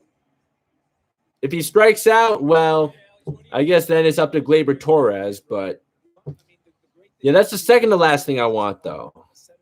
Just whatever he does, do not ground into a double play. A career versus Richards, 5 for 5. Well, how about we make it 6 for 6? Do you think that Yeah, I mean, I don't know if they're going to move to Vegas. I mean, maybe they could, but I do feel like there's a good chance that the A's are going to leave Oakland. Like, I just feel like Oakland hasn't really been a great place for hosting sports teams lately. And also, knowing that their owner's cheap. And yeah, the Coliseum, like, it's a football stadium, not a baseball stadium. Like, they may have used it for both for all those years, but it's really meant for football. Like, we all see it. Here's Aaron Judge, and fouls off the fastball on the first pitch. Because not only did we see the Raiders leave Oakland, we saw the Warriors, too, moving to the other side of the Bay Bridge. I like the attack, aggressive, good righty fastball that time by Richards, not the cutter.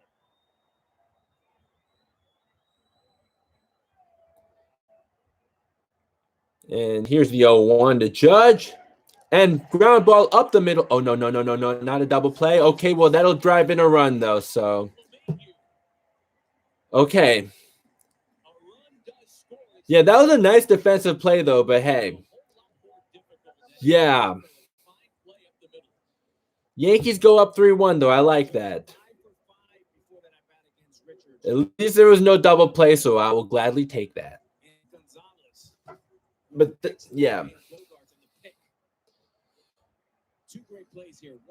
Yeah, that was a great play by Marwin Gonzalez. Tropicana Field, or I've never been to either. I don't really feel interested in going to either, except for if the Yankees are in town and I'm there. But I might go with the Trop, just from what I see. But I don't know. I would say that those two look pretty bad. So here's Gleyber Torres with 2 outs, runners on the corners, and and the count's now at 1-0. Hey, Garrett Richards is getting his pitch count up, 72 pitches in the 4th inning. Can't get a starter through at least 5 innings because the Yankees have Garrett Richards on the ropes here in the 4th. Torres should be swinging. Here's a 1-0, and Gleyber grounds that one to third, and Nevers gets the 3rd out. But the Yankees do get a run. It's 3-1 Yankees now at the end of the 4th inning.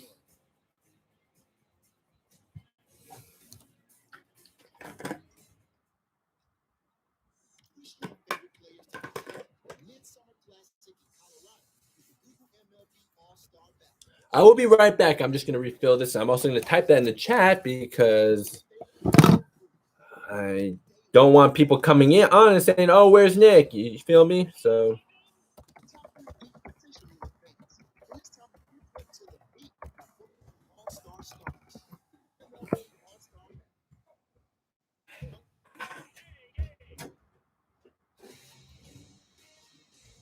High fly ball. Deep left center field. High rush. Ball going. Grand slam. Manny Machado. How about that for the first walk-off this year? Tim Anderson, a long, fruitful first at bat. Eloy Jimenez rocks this ball to right field, and it is gone. Back to back in the first inning. Power hits a high drive to right field, and that baby's gone. So the A's win again. We've said it for 2 weeks, and they just keep on rolling. all right.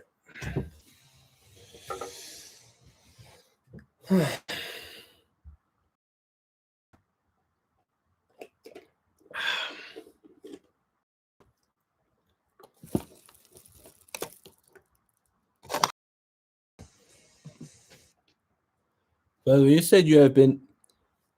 Oh, absolutely, 100%. Petco Park has got to be one of the top 5 ballparks in America, without a question.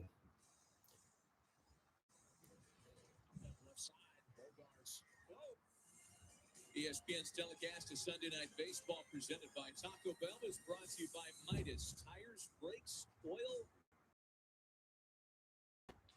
Seen a little bit of everything tonight so far in an entertaining game thus far. Top of the 5th inning, 3-1 Yankees. Urshela, Sanchez, and Gittins will bat for New York as we visit with Yankee manager Aaron Boone. And Boone, let's ask you about a couple of the guys that we'll watch swing the bat in the bottom of I actually heard there's a beach or something like. Sanchez is the guy who in- everybody's fascination. Well, I have seen the pool there, but I haven't seen a beach there. I have seen a pool, like, out in center field. And also, like, in left field, like, you can have a picnic out there. You know, has quieted down some of his lower half and give himself a better opportunity. He's walking a little bit more, and it's good to see him, have 2 good contacts. Obviously, one bases loaded the first time up was huge. Yeah, Booney, your offense looks alive tonight. You got to love the way they're coming out and attacking all night, Richards. What's your take? Yeah, it's been nice. You know, we've strung some hits together. We've created opportunities. Haven't cashed them all in, but I've been really pleased, pretty much up and down the order with the at-bat quality tonight, and we need to continue it. How are you with Chris Gittins being nicknamed hard-hitting Chris Gittins, given that Mark Whitney was that guy? You okay with that? Because we're having a problem with it. And that's a pop. Yeah, the pop foul ball. Pop up foul ball. I heard the warehouse is built into Petco Park as well. Yeah. Yeah, we say that kidding. I've never actually been inside that warehouse, though, because that's out in left field, and I sat in right field when I went there. He's awesome. He really is. Well, I mean, it's more towards foul territory, though, but then, like, yeah, just that's left field is where the there's a strikeout. There we go, Domingo. After not getting any games last year. Third strikeout of the night. Really good start. He's been having really good at bats. He can play first base. But yeah, I haven't actually been inside that warehouse. Really good people, and it's awesome having him here. Everyone was really excited that he got the call and is getting an opportunity. Hey, Booney, we appreciate the visit as always. Best of luck the rest of the way. Thanks, guys. Take care. One gone here in the fifth. Christian Vasquez, the bat. But at Petco Park, like even in the off season, you can go hang out there. Like I actually have done that before. Kike Hernandez twice among his 3 victims, and it's a ball and no strikes on Christian Vasquez. We talked about the chase. Right now, Herman is a guy who induces it. The Red Sox. I remember when Stanton hit that home run into the warehouse. I don't know if I was watching or not. I mean, I did watch some of the World Baseball Classic, but I don't know if I watched that game. An electric fastball, slider, and the change. But that's what he's at. He's been at the edges, 94 miles an hour, getting ahead, good cadence, good confidence. So far, a really nice outing for Domingo Herman. Yeah. So 1-2 is the count now, and all right, let's see here. Christian Vasquez has one of Here's a 1-2, and that's way high. It's a 2-2 count now.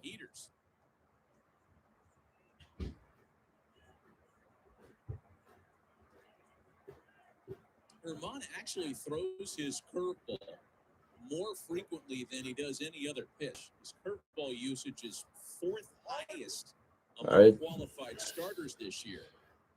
You could say that about the Yankees as all right, if you can hurry up and throw it now. Okay, I guess this is why some people would like to have a time limit for pitch clock. Okay, here's a 2-2. I'm sorry, and that's a pop fly to first base. Yeah, foul ball, but yeah, Giddens got that. It's 2 outs now.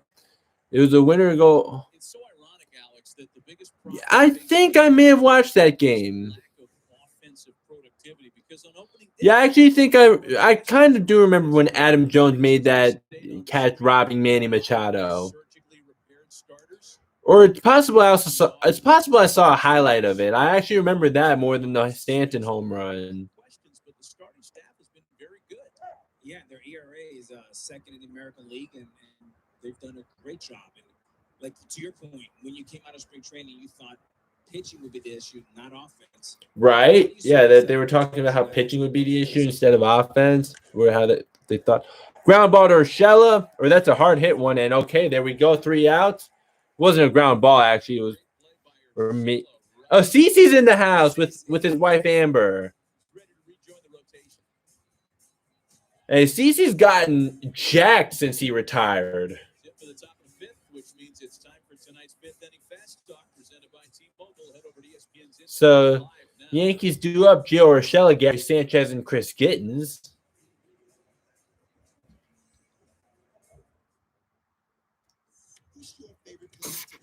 All right, so I'm just going to take a bathroom break. If that's okay.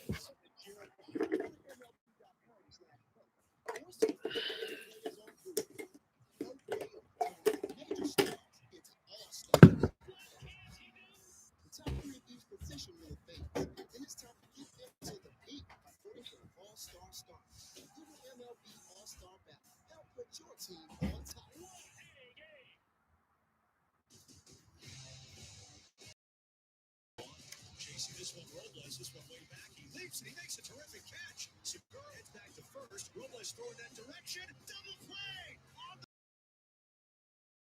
hitting me. Pedro Martinez. And the Boston crowd celebrates. You believe this? Pedro Martinez. He struck out 5 total in 2 innings.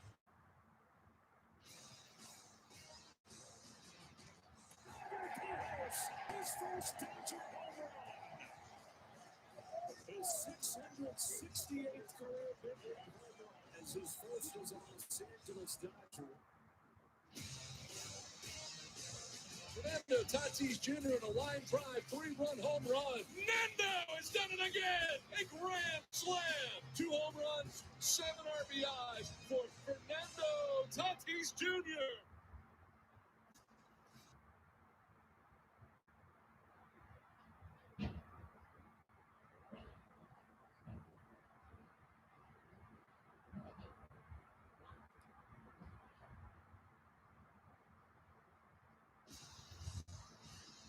Here's the pitch.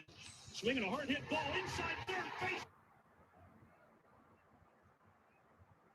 Still 3-1 Yankees as New York digs in their half of inning number 5, and Garrett Richards still out there on the mound for Boston. Urshela, Sanchez, and Gittens for New York.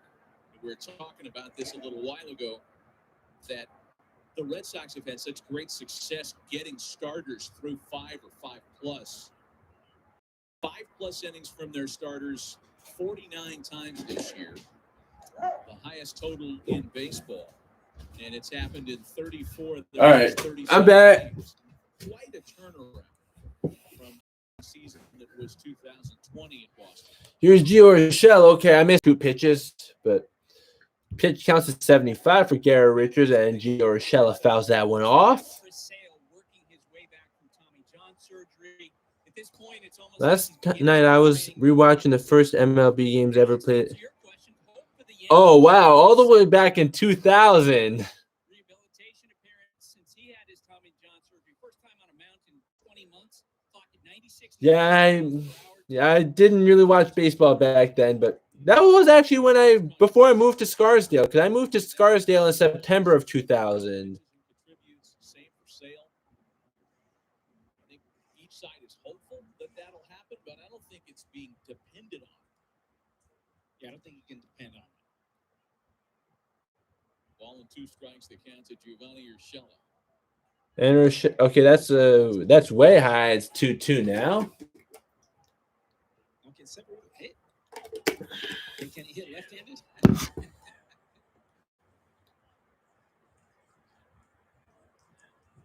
There's only one player in the game. I moved to Scarsdale in 2003, if I remember right. Wow. Still 2 balls and 2 strikes on Giovanni By Urshela. the way, I know how high you are, but it's one of the most amazing stories that is not talked about enough. Because what he's doing in the West Coast for the Angels, Ohtani, it's something that's never been seen before at this level. There's no doubt. And, I mean, everybody has opinions on MVPs and, who should be at the All-Star game, I'm sure. He'll be an All-Star for sure. I just don't see any other way around the fact that Shohei Ohtani's been the American League's MVP through the first 2 months of the season. What he's doing is historic. Can you imagine a guy on Monday at the All-Star game in Denver, home run derby, and then maybe starting the All-Star game? It could happen. It could happen. It's crazy to suggest. See Darwinson Hernandez still up in the bullpen behind Garrett Richards, trying to put away Urshela. He was hanging around for a long at-bat here on 2 balls and 2 strikes. And Urshela hits another foul ball. I've been living in this. Wow. I definitely cannot say the same for myself. I've moved around quite a lot. And he struck out 45% of the batters he's faced. Think about that. Big strikeout game in San Diego this weekend. Yeah, I'm with you on that one too.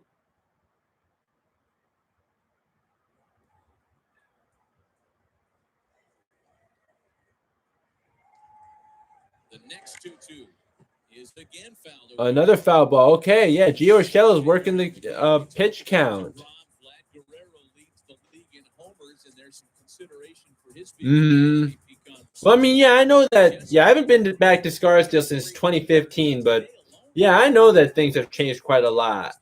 Might be the best 1-2 punch in the National League. Guerrero, there's so many great young players in the game. It's really embarrassing of riches. And another foul ball to Gio Urshela. Like, how many foul balls is that? He's really working the pitch count right now. Hopefully he can get a hit out of this. Yes. No. You got to give me one position player. Well, I'll give you a position player and a pitcher in Ohtani. Yeah. You gave me a little hybrid. Here's the 11th pitch of the plate appearance on its way to Giovanni Urshela. And already 2 for 2. Richards is able to strike him out. You were putting up such a great at bat, but why'd you have to swing at that? You really worked the pitch count, but had to go down swinging. Oh, nice catch by that fan there. Get that fan a contract. Get that fan a contract. Give that fan a contract. I mean, I remember a lot of guys said it. Was there somebody who said it first? Oh, yeah, 10th like. There we go. I like that. There we go. Whoever just did that, thank you so much. Let's keep it going, though. Let's bring that count up. I will see this a lot of our former teachers at SHS have either retired or moved on. I think the only is Deke. Of course that name rings a bell. Deke is the man.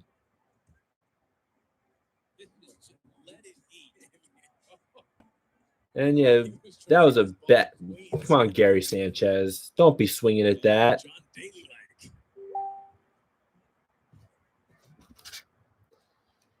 But no, there are definitely some left.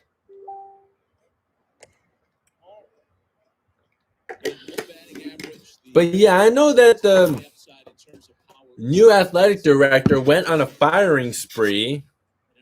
Well, I know Coach for Boys is still coaching at the football team. Oh, he's the new athletic director now? I mean, when I last visited, he was, but then they got a new one. And that new one went on an absolute firing spree. He fired Doc Scholl, he fired Skaggs, and I don't know who else off the top of my head, but I heard that he fired a lot of coaches.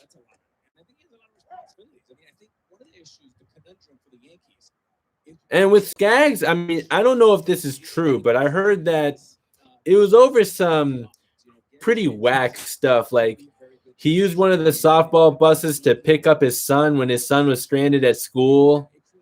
And, like, he wasn't supposed to do that. But, I mean, like, he can't leave his son at school, right? Like, well, Feld actually chose to leave. Feld didn't get fired. He left because his son was born.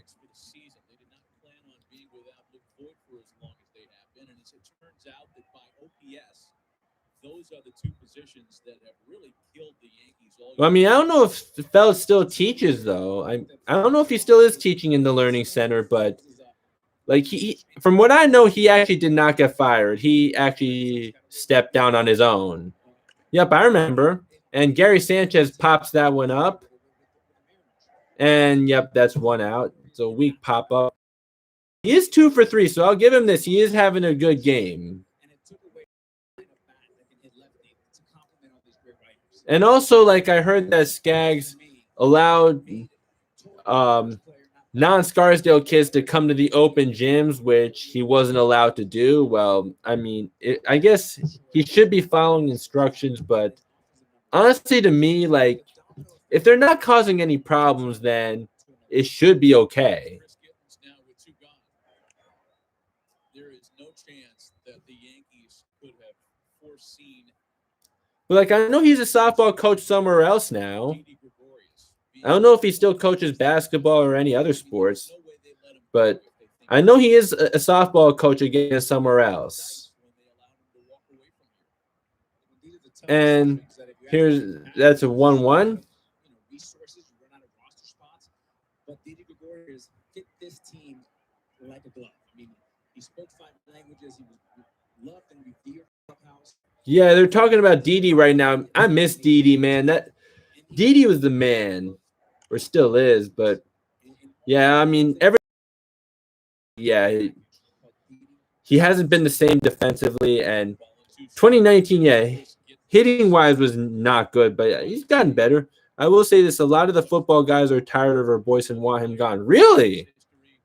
Like right now? That's crazy because from what I know, Coach for Boys really turned the program around. But like I heard, and that's really – did they just call that – okay, they called that a ball. But from what I heard, Coach Verbois has actually not gotten along with the guys above him, like I was talking to Vinny Nee, one of the former assistant coaches, and like he told me that like they took away the weight room from the football team, and yeah, swing and a miss for Gittins, and that's 3 outs.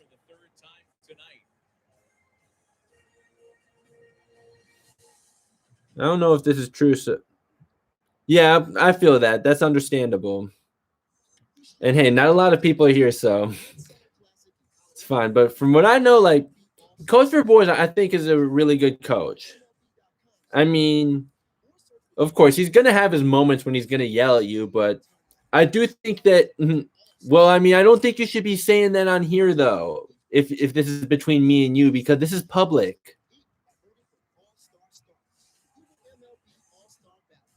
I mean, it's okay, I guess, because not a lot of people are watching. But if you really want this to be between me and you, I think that you should DM me next time. But I'll just say this, like, whether this is public or private, I actually have a lot of respect for Coach Verbois. I think that he's actually a really good coach. Like, I'm not just saying that because anybody can see this. Like, I really do think that, like, from the bottom of my heart. What an unbelievable throw by the Will Sensitive.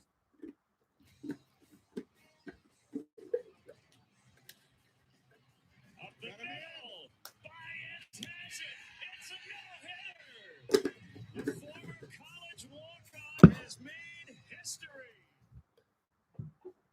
Yeah, it's okay. But yeah, just keep in mind that this is public. So, like, if anything that you want to say, if anything that you'd rather keep private, like, I think it's better you just message me instead of saying it on here. Just keeping that in mind next time.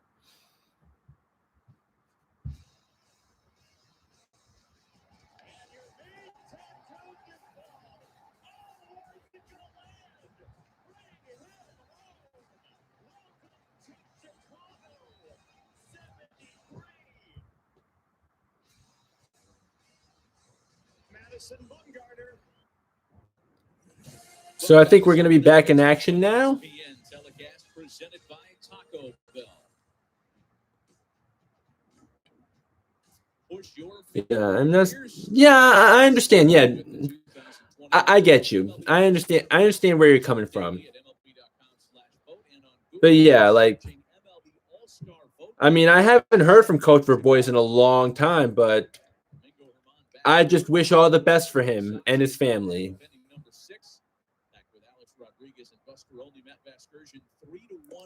Oh, yep. Okay, he definitely went around. That's 0-2. This weekend series with rival Boston, Santana, Verdugo, and Bogarts here for the Red Sox. So Danny Santana, he's 0 for 2, and yeah, he's only hitting 160. And that's going to be a pop-up, but the foul. Yeah, I believe you. And okay, Lucas Licky is in the bullpen. Although Herman still has 77 pitches. Let him go longer. Seriously, like, there's no reason to take Herman out now. Let him go another inning, unless this inning goes bad. And Andujar is going to be under that. Okay, no problem. Yeah, I understand. Thank you so much for stopping by. I really appreciate it. And yeah, enjoy your dinner and go Yankees. Like a perfect pyramid here. Glove side here. Down. Throwing arm side. And then up top. Well done.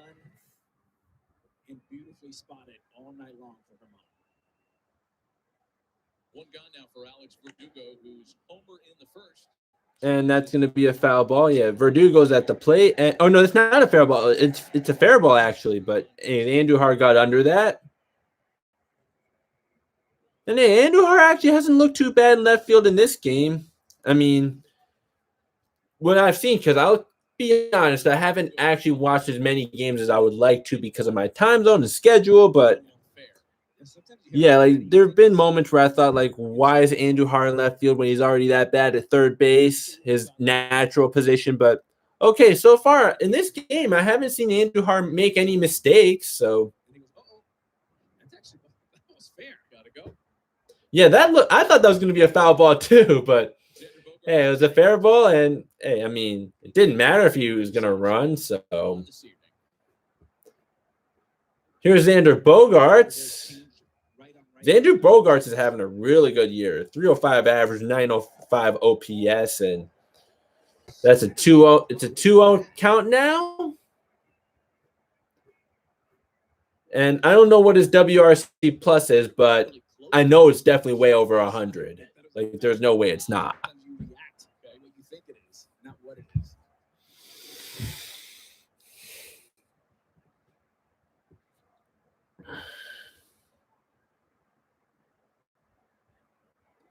Here's a 2-0 to Xander Bogaerts, and okay, yeah, now Herman's starting to lose control. Come on, Domingo. You got this. You've been pitching really well all game long, okay? You only made one really big mistake at all, that pitch to Verdugo. Besides that one home run you gave up, you've been doing absolutely phenomenal. Let's get it back together. And he walked him on 4 pitches. Yeah, like, okay, I would say get him out and visit to get him to calm down. Yeah. Wait, he's not taking him out yet, right? I would rather keep Herman in there. I don't really like this. But hey, Domingo Herman pitched really well. He deserves a hand. Domingo Herman, great job. I am not a fan of this pitching change. I really would like to let him get through the inning. But hey, he did really well. He deserves a hand.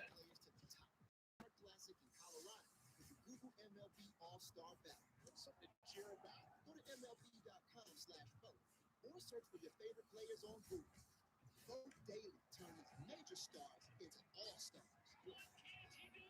The top 3 of each position will advance. Then it's time to get them to the peak by voting for all-star stars. Google MLB All-Star Ballot. Help put your team on top.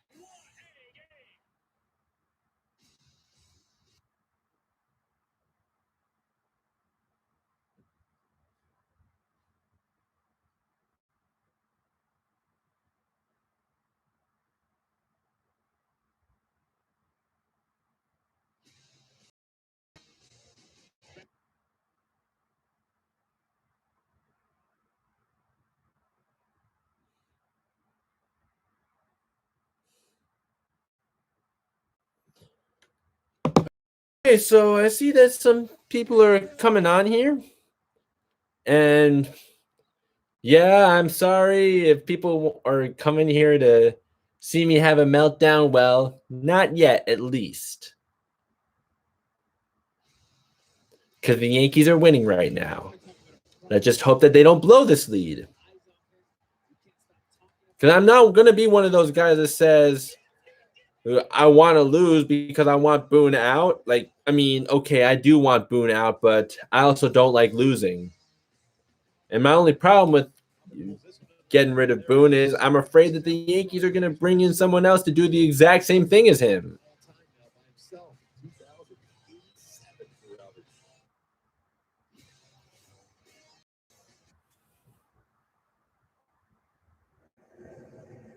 Well, first pitching change of the game. Domingo Herman gone after 5 2/3. He exits with only 1 earned run on his tally and responsible for a base runner. He does lead with a 2-run lead and hands the ball off to left-hander Lucas Lick, hoping to get out of this little mini bind with a runner aboard. I mean, hey, Lickey's having a good year, though. 2.54 ERA and a whip under 1. Yeah, and I don't have the advanced stats in front of me, so I don't know. I'm just going with what I see on the screen. But anyways, that's a foul ball, and it's 0-1 on Devers. A couple of notable non-starters in this game. So Devers has a 930 OPS and 15 home runs and 48 RBIs already on the season. Off the bench.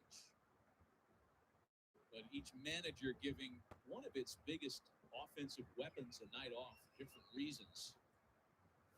Aaron Boone just wanted to get Stanton right. Oh, okay, yeah, that's a pass ball right there. Come on, Gary. Can you please block the ball? Use your body. Stop trying to use your glove all the time. It's been a problem for years. Yeah, you've got to block the ball and use your body. Yeah, I still think that Gary should have done a better job blocking that, though.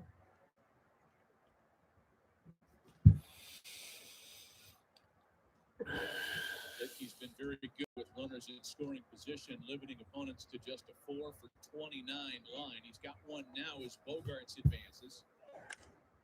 And that's a foul ball. It's a 1-2 count now. JD Martinez, on the other hand, not starting tonight, same as yesterday, as a result of an awkward slide into second base on Friday in the opener. And Alex Cora helping to have him back this week. The Yankees have a lot of off days coming up on the schedule. I think Aaron Boone is just trying to kind of navigate more time away for Stanton, who has really struggled since coming off the IL. Yeah, and Stanton was looking like an MVP right before he hit the IL. But yeah, I wasn't expecting him to be that hot all season long. I mean, yeah, I called him MVP around that time, but I mean, yeah, it was just at the time he was playing like an MVP. I was not actually expecting, because I mean, the numbers he was putting up during that stretch were unreal.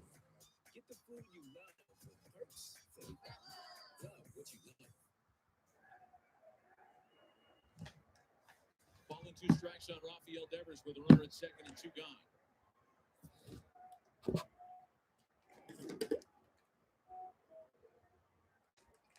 Devers has been tardy. If you're looking at Sanchez, if you throw a breaking ball, you better be very careful, because if you hang it, it'll be tie ball. So stay hard and stay up.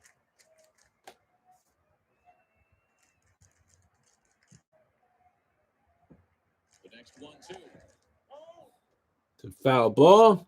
Two teams won't have to wait very long to see one another again, given their season series got off to such a late start. Alex Cora next matches up with the Yankees at the end of the month. A 3-game series in Boston. Then they've got a lot head-to-head in the month of July. 6 more coming over a 10-day span in the middle of that month. And Devers hits another foul ball. Nice job to hang around.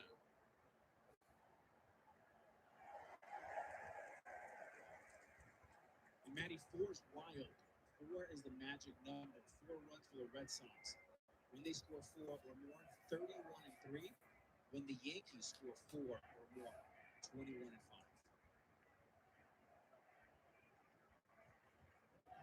Yeah, 4 seems to be a big. Yeah, let's go Yankees. Let's go Yankees. All right, 1-2 and strike 3. Yeah, that was a hell of a breaking ball by Licky right there. So, who are you? But hey, let's go. All right, the Yankees hold on to a 3-1 lead. That's what I like to see, guys.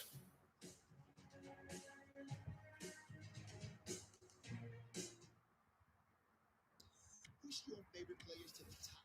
The Midsummer Classic in Colorado is the Google MLB All-Star Battle. And we are heading it. So it's now it's still a 3-1 lead as we go into the bottom of the 6th inning. Position will advance. Then it's time to get them to the meet by voting for All-Star Stars. Google MLB All-Star Battle. Help put your team on top.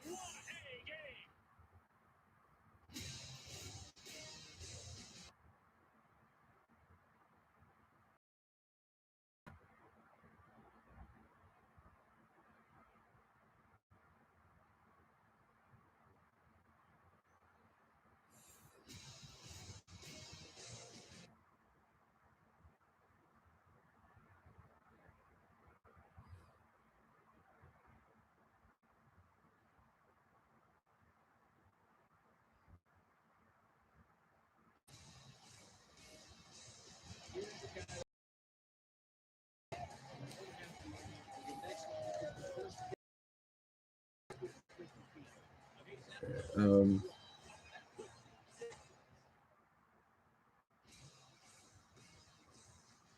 mean Mercedes sent him to the All-Star game. Outrageous what he's done. This is absolutely Let me just Instagram right your now. mean Mercedes.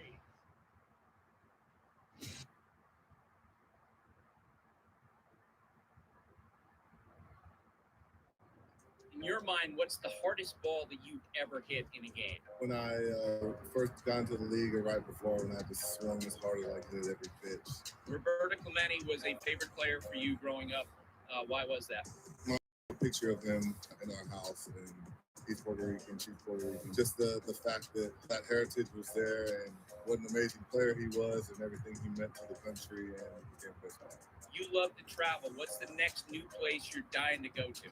I got to get to Africa. What's the most amazing place you visited to date? Egypt, seeing the pyramids in person was amazing to me. Yeah, I'd like to travel as much as Giancarlo Stanton. You know, they're talking about how he likes to travel. Seeing those incredible animals, baby tigers and baby bears, just to see the strength, how unique and misunderstood some of these animals. What made you choose baseball over football? The opportunity I had out of high school, I was still 17, and I thought the sky was the limit for where I could get talent-wise. And I thought I'd go 3 years and reevaluate from there, and luckily I didn't have to reevaluate. Give me a comp for you as a wide receiver. Mike Williams, SC, Megatron's a similar size. You're known to love science and space. U.S. intelligence officials are acknowledging video of objects that say they can't explain. What do you think about UFOs? The universe is too big for there not to be something else out there, especially for how long it's been around. All right, so here we are in the bottom of the sixth. Yeah, I was just listening to Giancarlo Stanton. So it's a 3-0 count to Clint Frazier.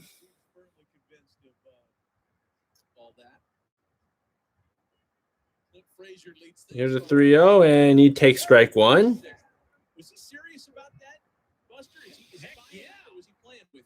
You know, there's a congressional report that's going to be released later this month. All right, let's go, Clint.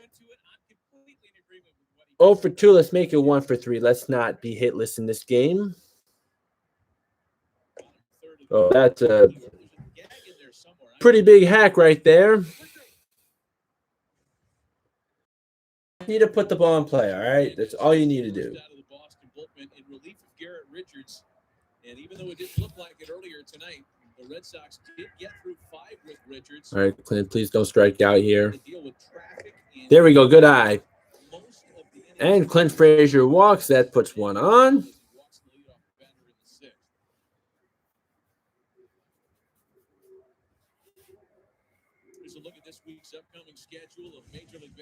And here's Andujar at the plate now.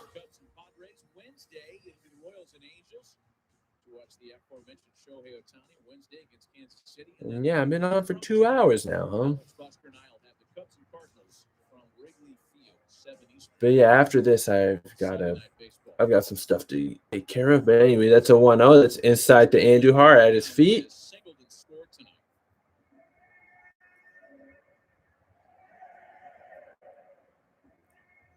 Darwinzon Hernandez, by the way, this is his first appearance of the series. Last worked on Wednesday, a perfect inning against the Astros. In fact, most of Darwinzon's better work has come away from Fenway Park for whatever reason. All 11 of his road appearances this year have been scoreless. A good fastball and a slider. 15 strikeouts per 9 innings. Walks are the issue. 17 over 17 innings.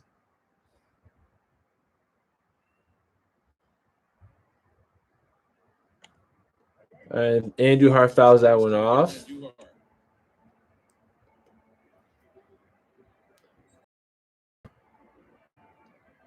Matty, the one thing we never talk about is unsung hero, right? We only talk about home plate umpires when there's controversy. Gabe has done an outstanding job tonight. We haven't talked about it once. Very, very consistent all night for both sides. And that's 2-2. Devers was rung up on that pitch to end the previous half inning. It was a really dandy of a breaking ball that locked him up, and At first, it looked like he was questioning the call. All right, so here's Licky tipping his cap himself. a 2-2 count to Andujar. And Andujar hits that one to Devers, and that's looking like it's going to be a double play. The second double play. Yep, I knew. I was just going to say the same thing. Second double play of the game for the Yankees. Yeah, only 3 runs in this game. I mean, may get the job done as long as the bullpen holds up. But how many are they even averaging per game right now? Because I know not a lot. Like, very much towards the bottom of the league. You talk about the smallest little speck of the strike zone. 3.7, which is towards the bottom of the league, yeah. If we can get 4 and get a little bit above what this team averages for the whole season, like, that'd be nice. I'm not sure if he got off the mound awkwardly. Take a look at the last pitch to see if we can spot anything.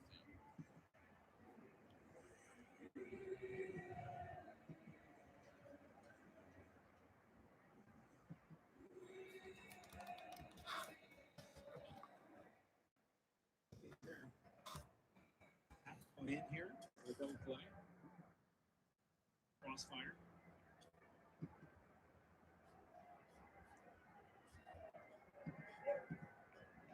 Well, Hernandez will continue. 2 out bases empty for Gardner, who's walked tonight.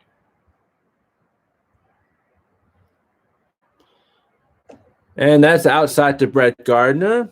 That's 1-0. Leadoff hitter aboard twice tonight, and in both of those innings, a double play was grounded into by the very next bat. And if you're the Yankees, you feel like the game should be 6, 7, 8-1, and you're, a bloop and a blast away. And that's now 2-0.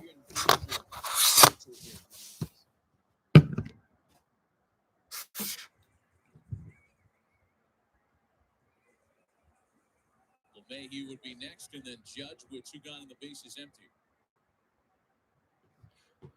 So, yeah, DJ LeMahieu, his struggles have continued this year. So, yeah, it's 3-0 now. It remains to be seen what else we'll see from the Boston bullpen, but we can say this, that the same statements made about the improved starting rotation apply to the bullpen. Matt Barnes, who is likely headed to Denver as an all-star this year, has put together his finest season to date. And at the strike. Standing in the 9th. In fact, he's worked in each of the first 2 games of the All right. series. Well, I only see one person here, but that's all right. I'm staying here. Whoever that one person is here right now, yeah, feel free to talk to me. You know, I was talking with Alex until he had to go eat dinner. Full count now. It's a full count to Brett Gardner. Because you know that I'm going to respond to everything. Well, I mean, some things, okay, are things that I just cannot answer on here. But for the most part, yeah, I will be glad to answer your questions or whatever you got to say to me. So, yeah, always feel free to talk to me. And that's ball 4 to Brett Gardner. The second time he's walked tonight.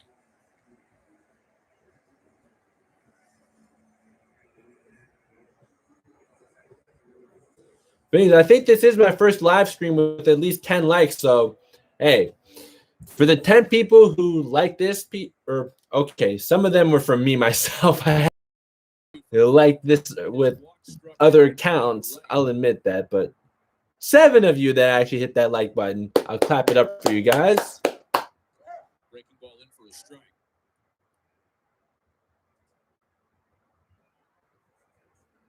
Yankees have a day off tomorrow, and it starts a, dare I say, a refreshingly easy part of a major league schedule. We don't say that for too many times. Really? An easy part of the schedule? Well, they better pounce on that. I mean, yeah, this team is not been good. And, yeah, I mean, just like I said, I don't like losing. So, I mean, for those who want to sell at the deadline right now, I hear you because, yeah, this team has been lifeless this year. But, again, like, I just don't like losing. Come on, DJ, swing it. with 2 strikes on you. My God, DJ LeMahieu's been so disappointing this year.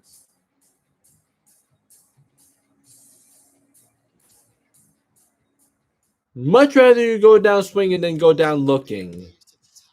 Midsummer Classic in Colorado. Google MLB All-Star Battle. Something to cheer about. Go to MLB.com/vote or search for your favorite players on Google. Vote daily. Turn these major stars. But yeah, I gotta start voting in. I did this for the NBA All-Star Game. I will definitely do this for Major League Baseball as well. Google MLB All-Star Battle. Help put your team on top.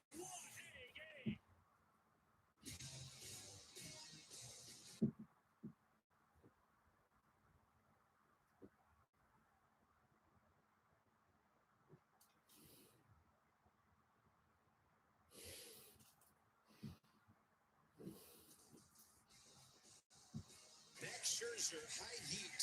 3 from 20. That's the record. They're all on their feet at Nationals Park. Swing and a miss. 20 strikeouts for Max Scherzer. That ball is gone, and this game is tied. Correa with a 2-run shot to center field. That's gone as Correa's got deep again. Over to the 4th. He gets a solo shot in the 7th.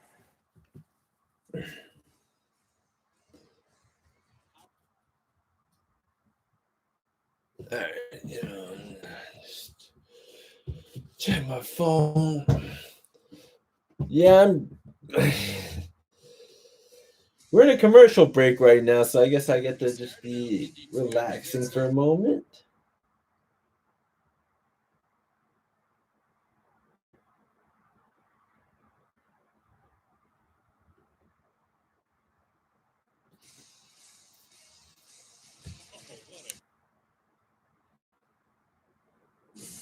ESPN's telecast of Sunday Night Baseball. All right, so here we go. We're now going into the 7th inning.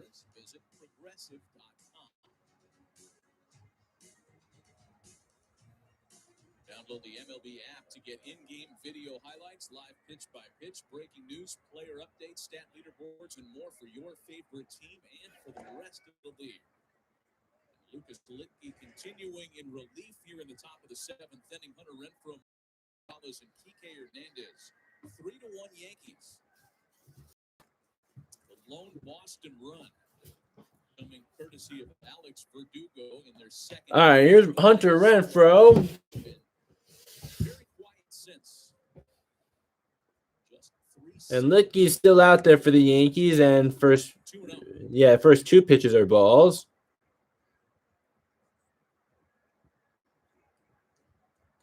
Come on, guys, let's hold on to this lead. Major League Baseball, Alex, where strikeout totals are on a record pace again. Hit totals are on a record pace going the other way. Come on, Litke. Come on, Lucas, get your control together. We shouldn't be surprised to talk about a lot of 3 singles to his credit. Even a good lineup like the Red Sox.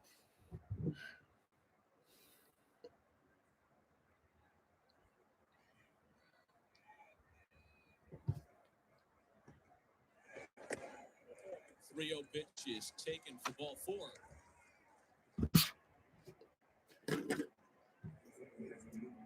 And if you want to kind of diagnose why those offensive totals are so low and why the strikeout totals are so high, digest this. Average spin rate by pitch type. Yeah. Is the highest on every variety. Hey, cheating pays. Just like Trevor Bauer said it himself, the only way to really increase your spin rate that is to use foreign substances. That there is something nefarious going on. Yeah, honestly, like With the pitcher or somewhere in between. And Buster Olney has written about it on ESPN. if they're not going to enforce it, then of course you can't blame the pitchers for doing it. Like, if they're not going to enforce anything, then okay, I guess whoever was just here just left, whatever. If you're not going to enforce it, then yeah, I don't blame pitchers for doing whatever it takes to gain an advantage, even if they're bending the rules. A memo will go out to all teams probably in the next week, and then sometime, perhaps as soon as a week from Monday,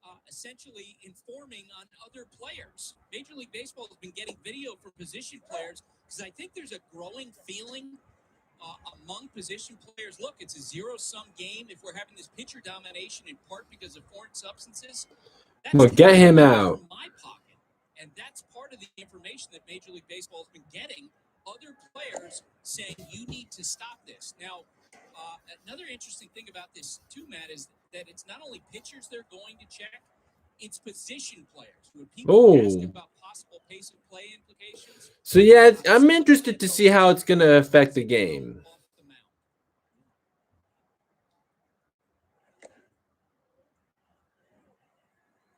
By the way, pine tar, rag, rosin, a lot of that stuff that you just saw there, that's all fine. That's all within the rules. We're talking about almost a chemist's application of gunk, experimental substances, Grip, spider tech, all kinds of adhesives. And he pops that one up.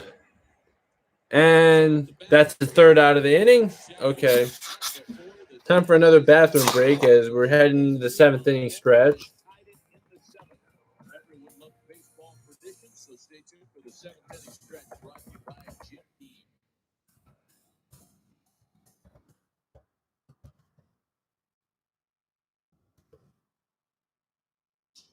Players to the top.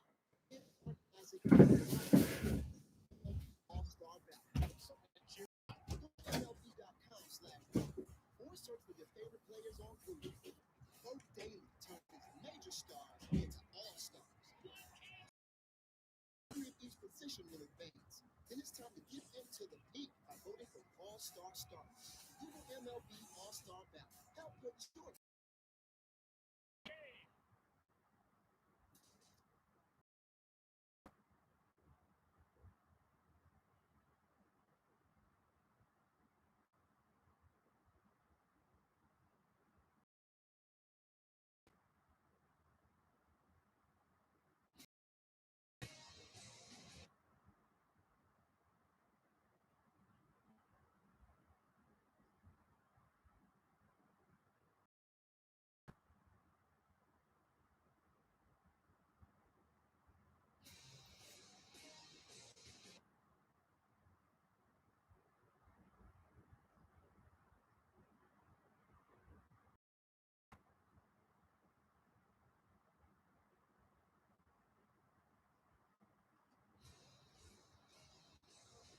Yadier Molina becomes the first catcher in Major League history with 2,000 games caught with one team.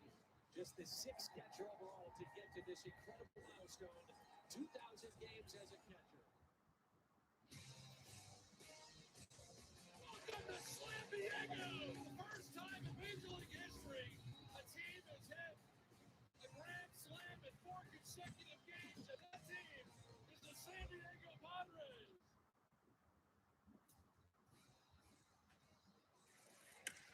This one's hit the center field and deep. Back out of it.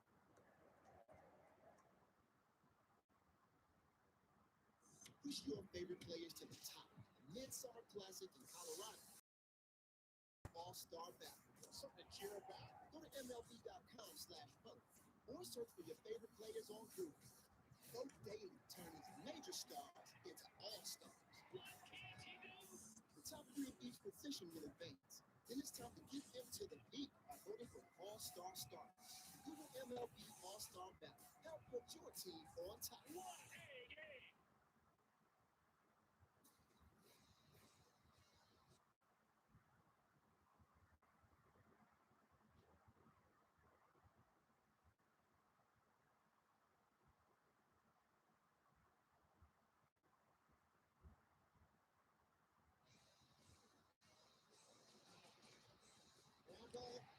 To Cleaver Torres.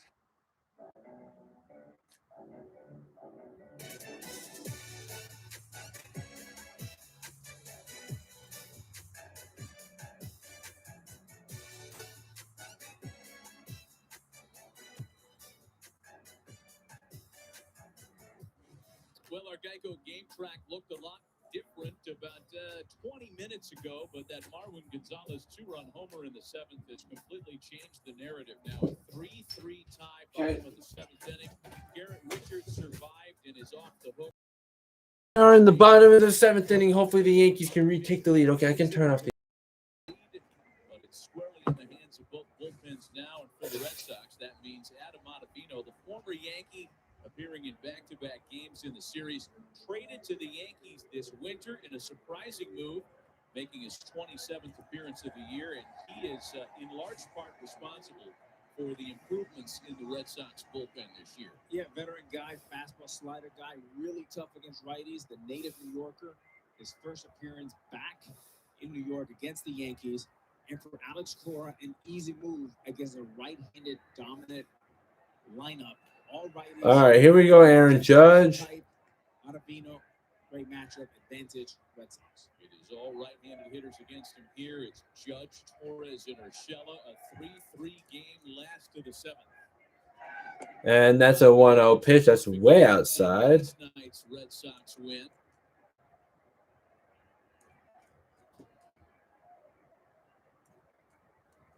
Aaron Judge has a couple of base hits on his line tonight. And Judge fouls that one. The ball in a strike. Matty, how tough is Ottavino on righties? This year, 4 for 50 with just one double. Come on, guys. Come on, Aaron Judge. .080. The 1-1 count.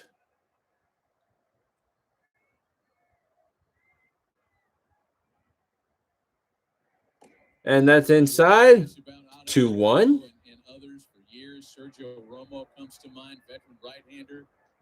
Yeah, Ottavino's on the mound for the Red Sox. I don't know why I said Yankees. To hit it is another story. He can shape it differently. You saw him bring it inside there. I'm not sure. And Judge rips that one foul. Yeah, Ottavino got off to a really rough start this year, but looks like he got it back together as the season went on. Looking slider, getting slider. Well, that is not where they wanted it either, man. 2-4 in.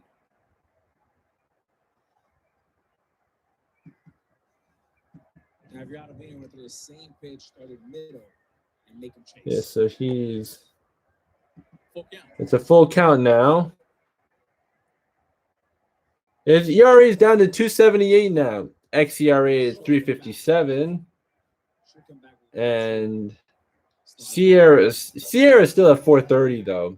Probably because he still has a problem walking guys. Yeah, walk rate explains that. And Aaron, yep, there we go. Yep, he walked him. That Yankee fan kind of looks like Drake, the one that just showed on TV.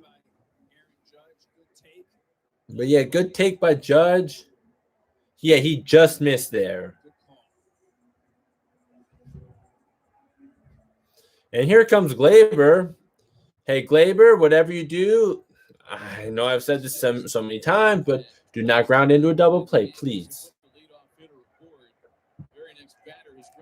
Please don't ground into a double play. And now it's Glaber Torres after the leadoff walk in the 7th. Torres responsible for one of those double plays. Yeah, we talked about Let's go, Glaber. the magic number being 4, and here's the race to 4 runs here for the Red Sox or the Yankees.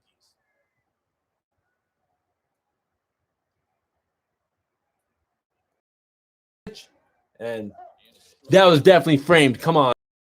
Hard to believe, and it gets back to what we've discussed all night, the lack of offensive productivity. That was a nice frame job, but come on. Imagine 17 games allowing 5 or more runs. They haven't been able to outscore the opponent in any of those. Well, the big issue has been the long ball. 48 of their 69 home runs have not done damage with traffic.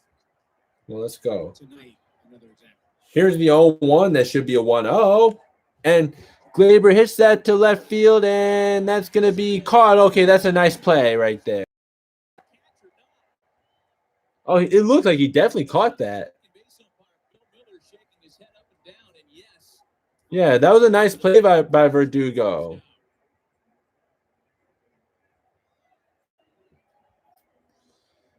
Yeah, I hate the Red Sox, but I'll give them credit when it's due. That was a nice play by Verdugo.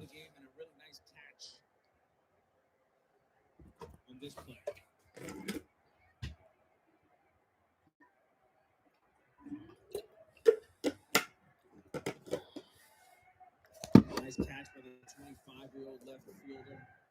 A very good player, an underrated player for the Red Sox. Here's Gio Urshela, and that takes that 1-0. He has a couple of singles tonight, extending the modest hitting streak to 6 in a row. Yeah. The other thing is when you're right on right and you're a right-handed pitcher. Let's go, Gio. Right-handers in a row, it's the same slot. Stay hot right here. Comfort level for the pitcher that makes him even better than what he is. And that's 1-1. The opportunity to use him in multiple innings as well. Should the Red Sox choose to go that way? 1-1. Alex, the last 2 years, opponents against Adam Ottavino, 11 and stealing bases. You thinking about Judge here? Yeah, I'm always thinking about it. I'm always on the aggressive side. All right, let's go. It's got to be something that Aaron Judge feels comfortable with. In his career, opponents have tried. Yeah, I mean, the Yankees haven't been a threat to steal in a long time. There's some data for you. Ow. That's one thing Jacoby Ellsbury actually was able to do for the Yankees. The fact that he was able to steal bases. Still a terrible contract, but at least he brought that to the team. But yeah, like the Yankees just haven't been a threat to steal in forever. And Buster, you covered the late 90s Yankees. And when Joe Torre threw out there, Knobloch, Jeter, O'Neill, Bernie, Tino, Chase, Sato, Roches, and Reigns, it's right, left, with 4 switch hitters. So you're never comfortable if you're the opposing manager. Mm-hmm. Alex Cora could not do that because right now you have a guy like Bernie Williams sitting in the middle. Yeah, like the fact that they don't have any lefties. Uh-oh. Yeah. That was a weak fly ball, and that's going to be 2 outs now. Yeah, I know. I do not have faith in this offense because Gary, you better do something here. You've had a good game, but you got to do it when it really matters. Get to first base with no outs. Try to get to second base, and then you can advance and you can put the game in motion.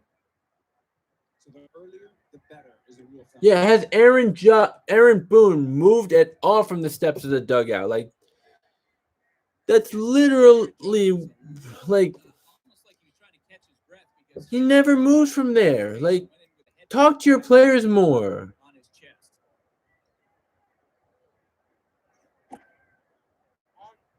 Slider misses to Gary Sanchez.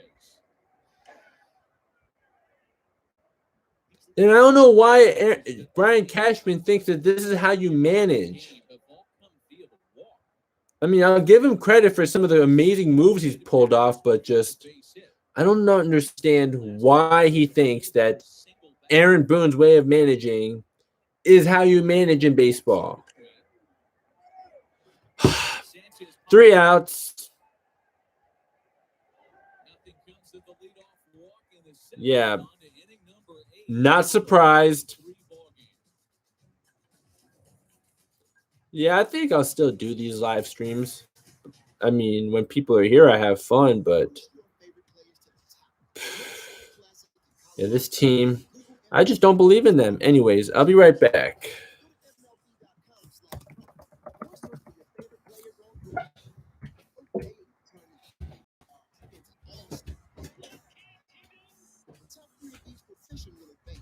Then it's time to get them to the peak by voting for All-Star Stars.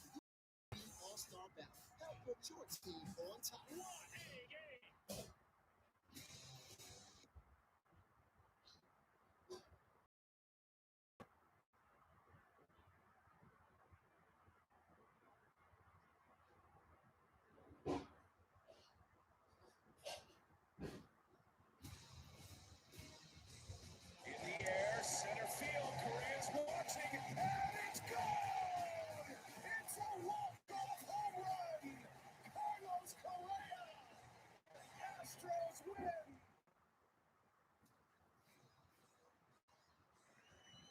Here's the 0-1. This is going to be a tough play. It's over.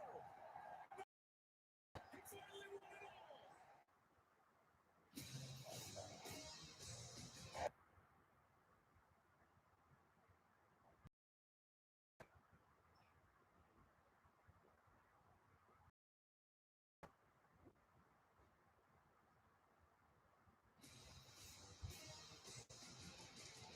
Defense. It's made it 3-1. And the incoming rookie with a blast into left center field.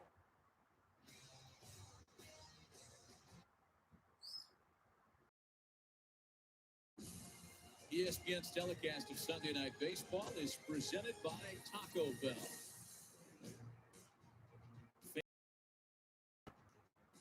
Vaccinated section, non-vaccinated section, there's a place for everybody. Let's look at the upcoming schedule of Major League Baseball action on ESPN. Cubs and Padres opening up the series at Petco Park Wednesday, 9:30 Eastern.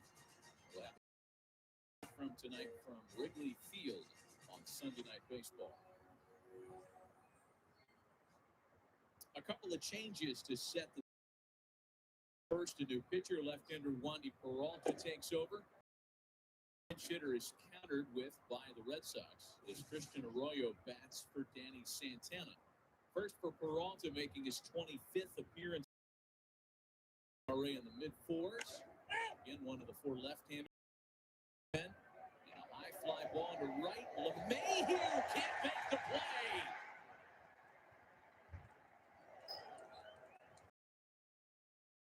At second.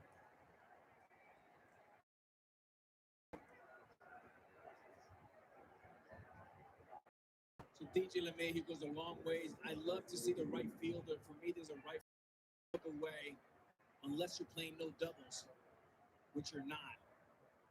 Anytime a second baseman or a shortstop has to go that right fielder to get everybody out of the way, take control, and make the play. Always easier for the outfielder coming in than the middle infielder going out. Now you could see get the guy over, but Alex Cora will bunt in a situation like this if he had to. Peralta fires a strike to Alex. In position with nobody out on a generously scored for the pinch hitter Christian Arroyo.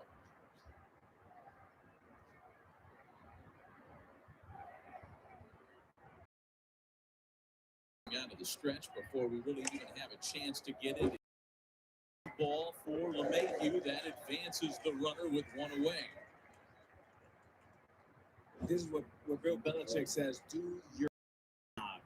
Infield will come in. That's a perfect example of one team not executing fundamentals and the Red Sox executing them perfectly. Shaking hands all the way around. This brings the Yankee infield in.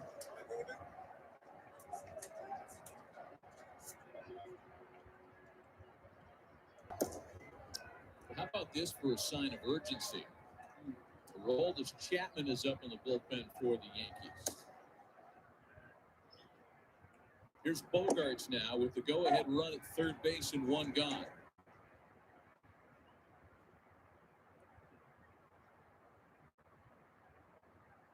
Wandy Peralta, by the way, we set the particulars on the current Yankee pitcher, was a part of the compensation package when outfielder Mike Tauchman was sent to the Giants.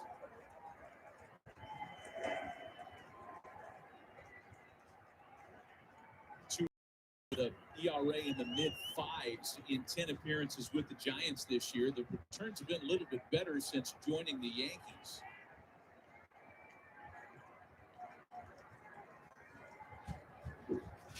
Good numbers last year for the Giants. All right. Yeah, I'm sorry. Sorry about that. All right. 0-2. What did I miss? A ball and two strikes on. So Chapman warming up in the bullpen. You got Devers on deck. The question is, Alex, would you pitch to Bogarts here? Or you're going to try to get him to chase? Yeah, I would pitch to him, but I'm ahead of him now. And it's definitely a chase approach.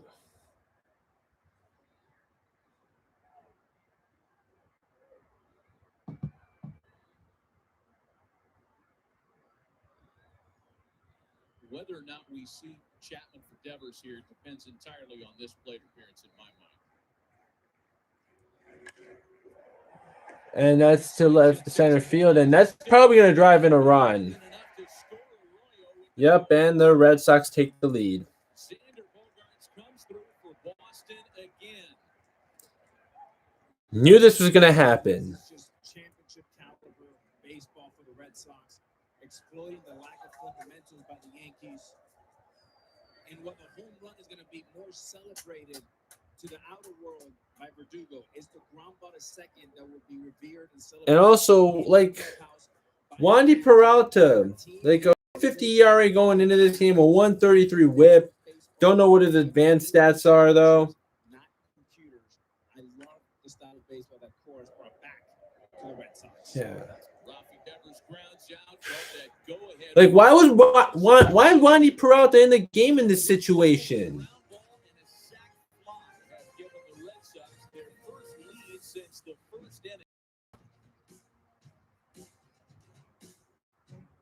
I mean, I guess Chad Green wasn't available. I mean, yeah, he got lit up in the last game. Push your favorite players to the top. Midsummer Classic in Colorado is the Google MLB All-Star Battle. It's something to cheer about. Go to MLB.com/vote or search for your favorite players on Google. Vote daily. Turn these major. Is Nestor Cortez? Wait, what happened with him? I mean, he does have a 159 ERA so far. Well, he has a ridiculous whip, though. His whip is just really bad. But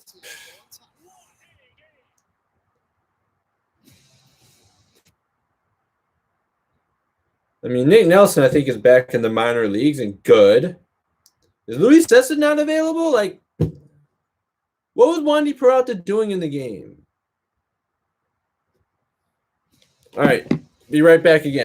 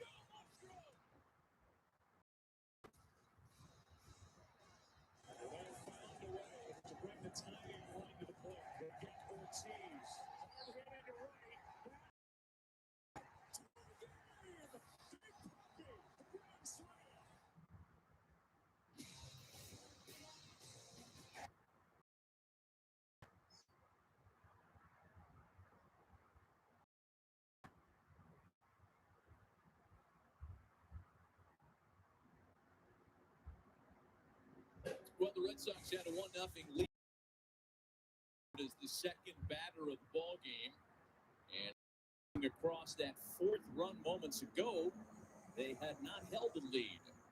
But it's a 4-3 Boston ball game here in the bottom half of the. A chance to get their bullpen straight. Ottavino with. And another pitching change for Boston as left-hander Josh Taylor takes over to work the eighth.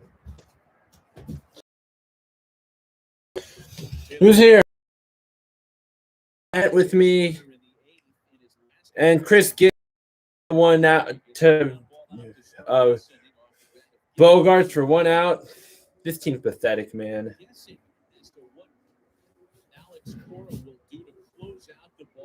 Oh, someone else is here. Yeah. People are going to come on when the Yankees are losing, huh?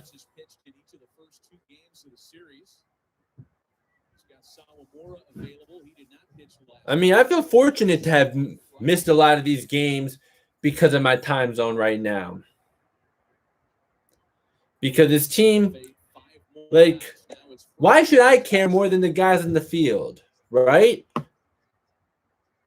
Because for me, it's just a game, but for them, it's their job.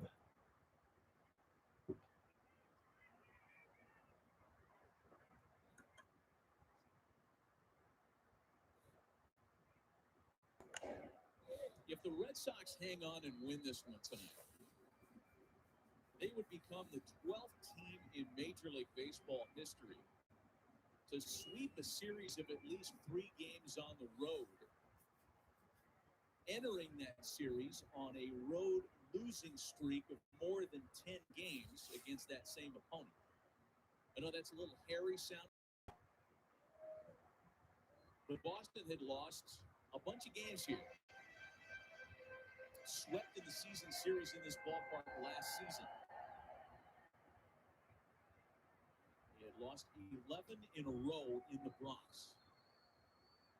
They're 5 outs away from winning their first 3 here in 2021.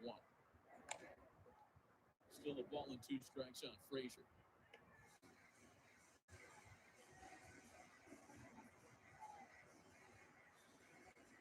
The only team ever to sweep the Yankees on the road after having lost 11 in a row in New York was the 1933 Philadelphia A's. And Clint Frazier fouls that one. About 100 years from this. The Red Sox were roundly beaten by the Yankees last year, here in this ballpark in particular. It just feels like a completely different season.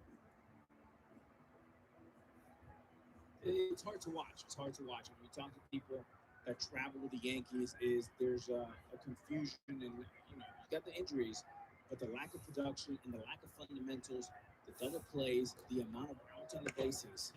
Yo, Hamza. Oh, bloop single for Clint Frazier. That'll put one on. So, Manny, this is what made baseball What's up? a popular game for 100 years. Here's a pop-up. Look at Arroyo busting it right out of the box. Again, that goes back to Alex Cora. Never taking anything for granted. Verdugo with a chop in the second. Move him over. And then the changeup, Bogarts gets him in. Get him over, get him in. Action, fundamentals, the hug. That's team baseball. That's what makes it. Yeah, I wish the Yankees could be taking notes right now. We got to get back to that. Would love to. I mean, I got to give credit to the Red Sox. I got to give credit to Alex Cora, even though I think he's a scum. But he is a great manager. I'm going to give him that. So Andujar is 1 for 3. High school, junior high, summer ball. That's an error. DJ LeMahieu will tell you that. Frazier, the right fielder, will tell you that. And Arroyo, who hit it, will tell you that. Well, maybe he won't, but he knows it is. Yeah, he might not be so honest about it. Those are arbitration. I'm fired up tonight. Yeah. That's Red Sox Yankees. Yeah, man. All right, here we go. And Andujar fouls that one off. Back to Xander Bogaerts and, kind of putting a button on what we talked about earlier with his being such a clutch player. He's now had 11 situations with a runner at third and less than 2 out this year. He has brought the runner home in 6 of those 11 situations. Yeah, and it's because he has an approach. It's not the same swing. And 0-1 to Andujar. That's a 1-1 now. All right, let's go, guys. Just do your damn job. When the guy's in third, just get him in. That's what I told Tino Martinez. I'm telling you. And I said, yes, ma'am. Yes, ma'am. That was an approach to get that run in. That wasn't a hittable run. It was get the runner in. 2 different approaches. One is a losing approach. One is a winning approach. That was the line. Yeah, and right now the Yankees have a losing approach. Check in on Frazier, who does have a couple of stolen bases this year.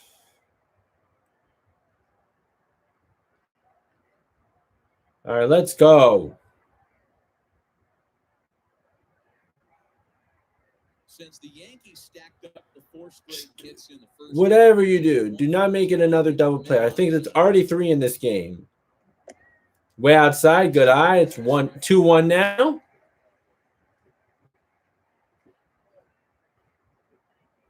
But as it feels like the Yankees have been outplayed the last couple of innings, again, It feels like they've been outplayed the last 12 games. available tonight.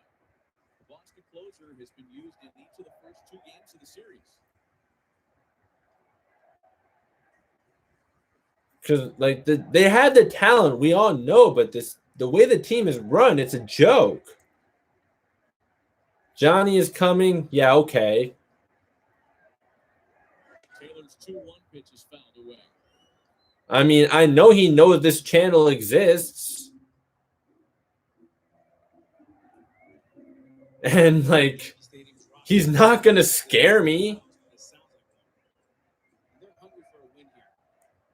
If he comes on, if anything, he's helping me. So I'd appreciate it if he does. Constitutes a sellout in the new math landscape of Major League attendance.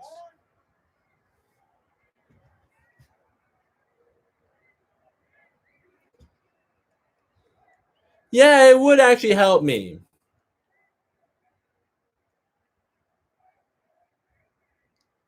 Because I get to come back at him and say my piece to him. And yeah, I guess that'll be entertainment for everyone else. Doesn't happen very often. I'm not going to cuss him out on here, though. I'm going to keep it PG. It happens even less frequently that a Yankee team is swept twice within a 10-day period. This was a team that was swept by the Tigers just a week and a half ago.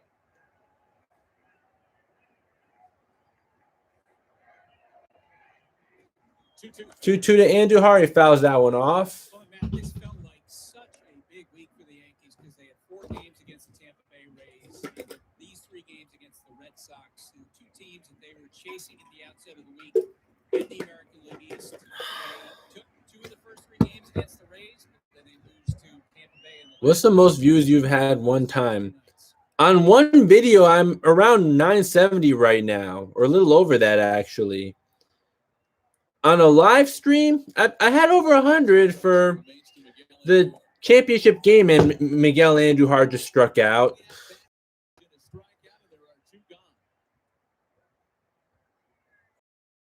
Get that up soon. Hopefully, I reach 1,000 at some point.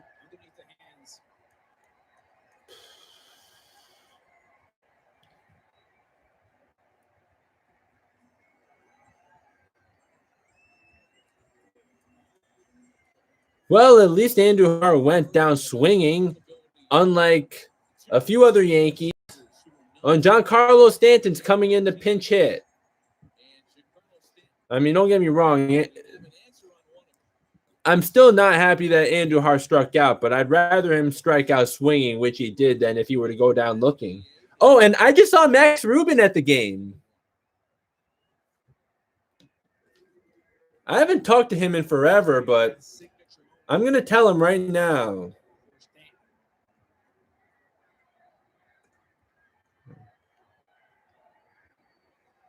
It took Stanton a few weeks to get going, and he had started to look like his old self before landing on the injured list with a strained quad in mid-May.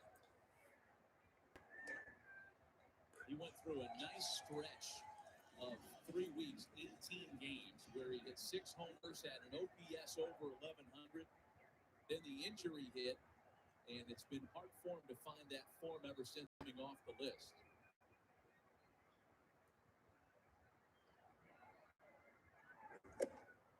It is not often that Big Stanton is used off the bench. His last pinch hitting appearance, if you can believe it. His last pinch hit base hit, that is, was back in 2016.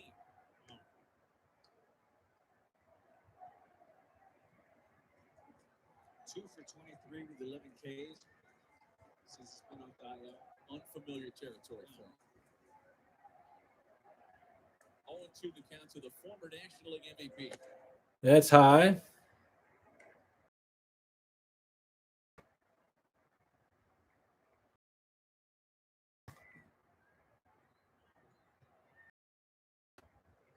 Stan started at DH and went hitless yesterday.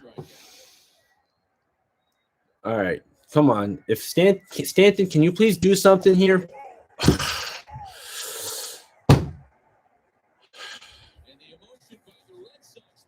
This team.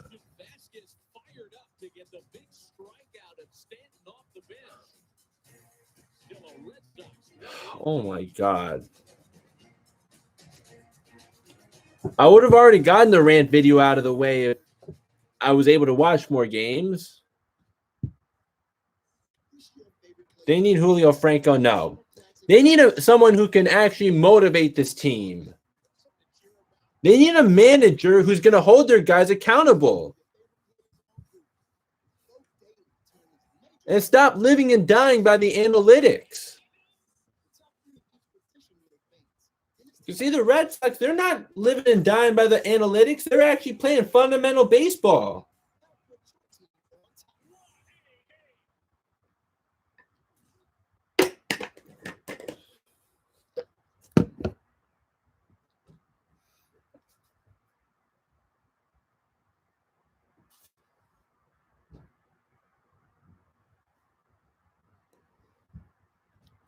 So the last run they scored was in the 4th inning.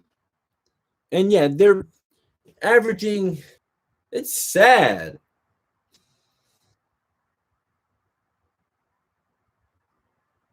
And the Rays are 4.9. That's tied for 6th. Let's see where the Red Sox are.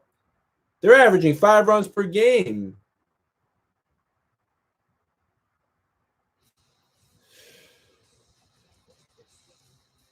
Like, this team is on paper is supposed to be one of the best in the league. They should be a World Series contender, and they're just severely underperforming.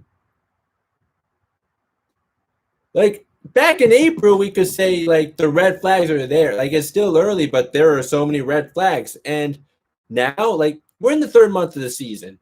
And while, yes, there's still plenty of baseball left to play, we're not in the early part of the season anymore.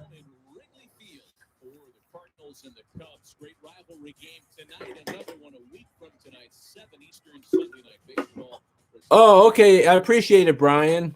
I'm glad you're showing me some love. Yeah, I'd appreciate it if you hit the like button. And yeah, it's a depressing time to be a Yankees fan. I'll tell you that. I mean, you being an Angels fan, at least you'd expect disappointment, right? Because me not expecting this, I appreciate it, but me not expecting disappointment, expecting this team to be a contender, and this is what they do, yeah, it's extremely frustrating. Anyways, Aroldis Chapman's on the mound, and he's one of the bright spots on this team until it's 4-3 Red Sox, and yeah, Chapman just gave up a double.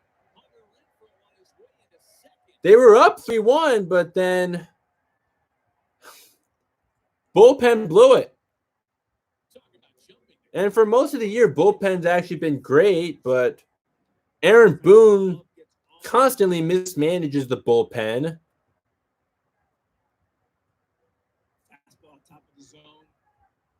I miss Joe Girardi. Big man Stanton didn't disappoint. Well, you liking all my videos if the Red Sox win is still how I win, even when my team loses.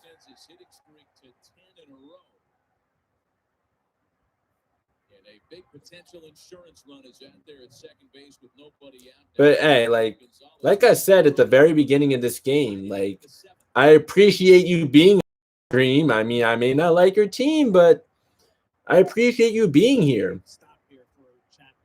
And anytime I ever do this for a Yankees Red Sox game, yes, Red Sox fans are absolutely invited. And yeah, the fact that they gave up a home run to Marwin Gonzalez, who's hitting .204 and has a .610 OPS, that is sad.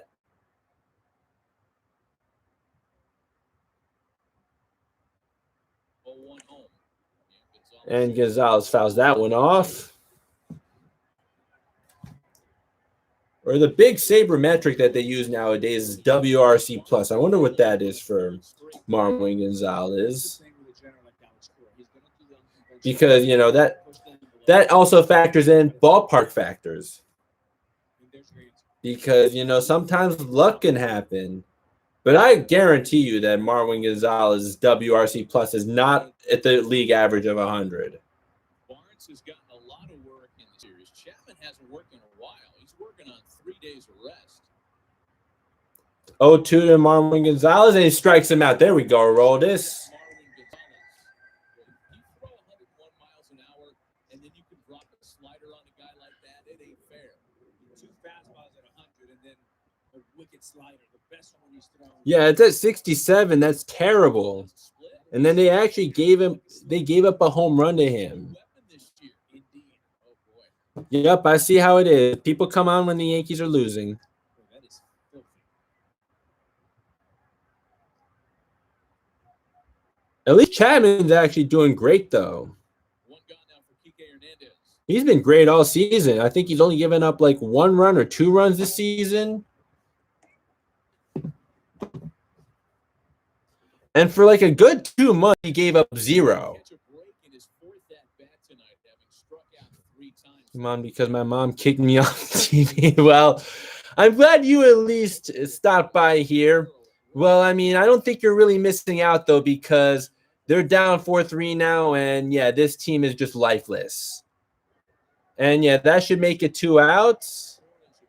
But that's going to put a runner on third now. The runner over. Let's just get out of this, please. And let's see if this offense can have any life at all with last licks.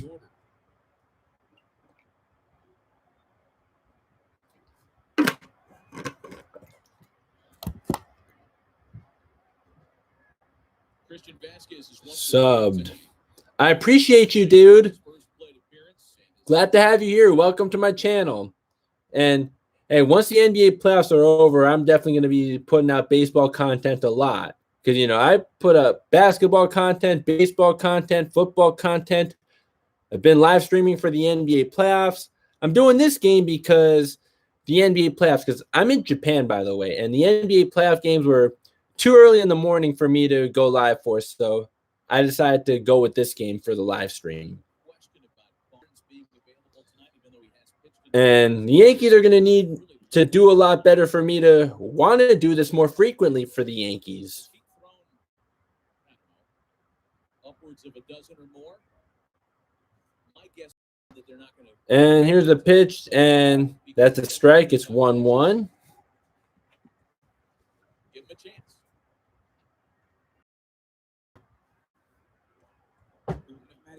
Yeah, I'm at 392 subscribers now. I'm very close to 400. Hopefully we get there soon. That pitch is uncontrollable. That can go anywhere. So you want maximum flexibility, and you want him to be able to move around. I do not like this game, especially with a man on third. And that's going to make it 2-1. He just missed. Actually, not just missed. He missed by quite a lot, but it's 2-1 now. Well, let's just get this out. Let's get our last licks. The reason why is he's throwing 100. Now he's throwing a split. I'd rather have the win than the likes, but I'll gladly take either one. Well, we should explain, I guess, why so many catchers have gone to one knee. And it's that, front offices, baseball information people in particular feel like that gives a catcher. Here's the pitch, and come on, Aroldis. Get your control together. Yeah. Yeah, like you just. You lose a playoff series or World Series because you have one knee on the ground with a man on third. That is just. Yeah, just where he's not so great at is he's not the best control pitcher. So you're saying that the situation should dictate that. Forget about strike presentation. Yeah, nobody cares about that. You got to catch the ball. You don't catch it, you lose. Go home. 3 balls and a strike to count to Vasquez. Here's the pitch, and there we go, strike 2. Full count now. There was nothing to present there. That was just high gas.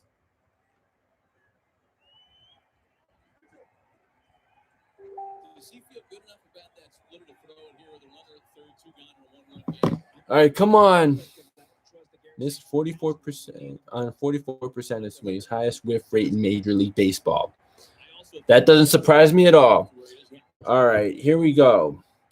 Here's the 3-2. And that should do it. There we go. Come on, let's score now.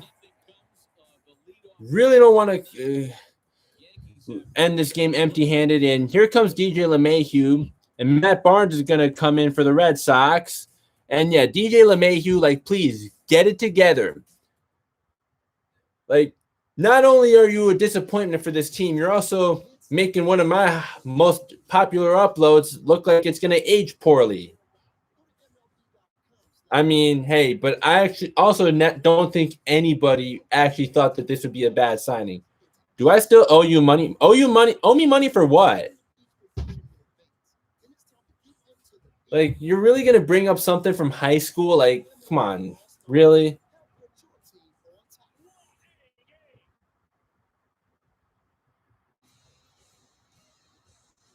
What happened back then is what happened back then. And besides, you already paid me back because I kept begging you every single day. It is what it is. Like, it's in the past now. He is just now tied Willie Mays on the all-time home run list. Congrats to Albert. The Say Hey Kid has been tied by the machine. In the air, center field. Correa's watching, and it's gone! It's a walk-off home run! Carlos Correa! Imagine with the interest how much I'd owe. Well, I mean, you already got me, so. Sails a throw back to first base, and this is in time on the fly from Ramon Laureano. What a double play!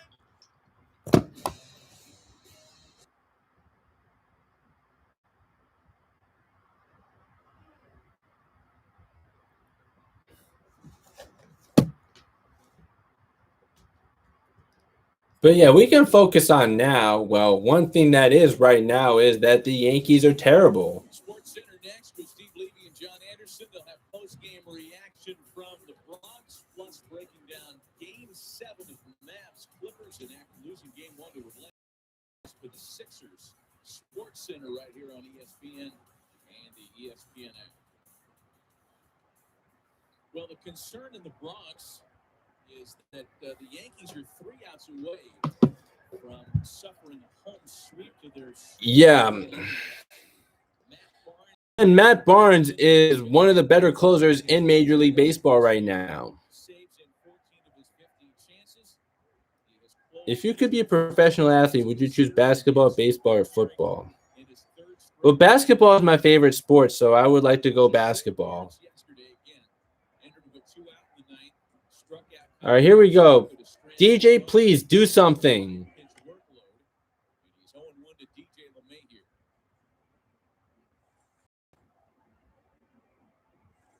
And I'll be honest, I did not really like playing football. Like, I still love watching it, but I didn't actually really like playing in high school, to be honest. And DJ, why are you swinging at that? Of course I have, many times. Somehow, some way, find a way.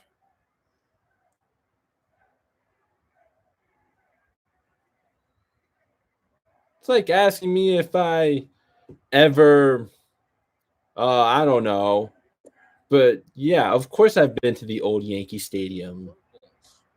Barnes is a 2-pitch guy, fastball, curveball. The curveball is his best weapon. But the improvement. Absolutely, yes. He's in the Japanese Baseball Hall of Fame, and everyone in Japan knows who he is, or at least I think most people do. And DJ LeMahieu grounds out. Yeah, DJ LeMahieu has been such a bust this year, and he's the last guy we expect to be disappointing for this team. Yet he's been probably the most disappointing player, considering what his standards are. within the strike zone. That's been a big part of his success. Yeah, and it feels like we're watching a game from 10 years ago. You go 3 breaking balls in a row, 86, fastball, no shift. 9 out of 10. That ground ball's a base hit most times, and Red Sox are not playing. Here's Aaron Judge. Aaron Judge has actually been a bright spot for this team. Here's Aaron Judge now. But hopefully he can continue to be that. And there's the ball. What is wrong with the Yankee lineup has not been the fault of Judge, who's done his part again tonight. And the goal for the Red Sox here is simple. Keep Judge in the ballpark. There's the one guy that cannot tie the game or beat you. 2 balls and no strikes.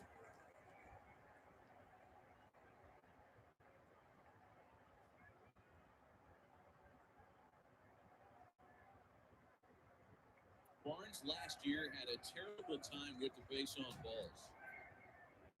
In fact, it had been the story for him each of the past couple of years. And that's another ball. It's 3-0 count. In both 2019 and 20. Control has been much better this year, though he has fallen behind Judge 3-0. He's got a green light. If you like a big guy, let it fly. And that's a 4. Okay, there we go. Ball 4. Aaron Judge got on. Now, how about Gleyber Torres does something? Gleyber Torres has actually done pretty well these last few games. But yeah, seriously, I'm not in that dugout, so I don't know. But every time the camera's on Aaron Boone, he's in the exact same spot. This has been the same thing since April. Like, when are you actually going to move around and talk to your players and communicate? He represents the winning run with 1 out and 1 on here in the last of the night.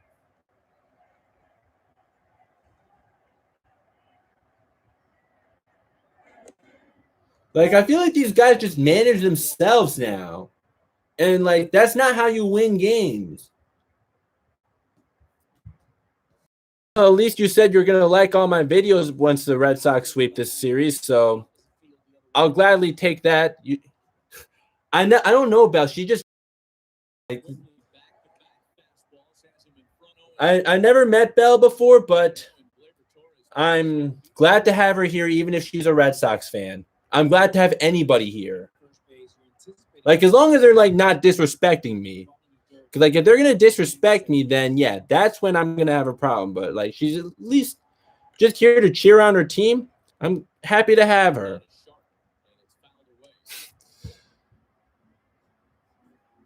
I mean, I don't even know who she is, dude.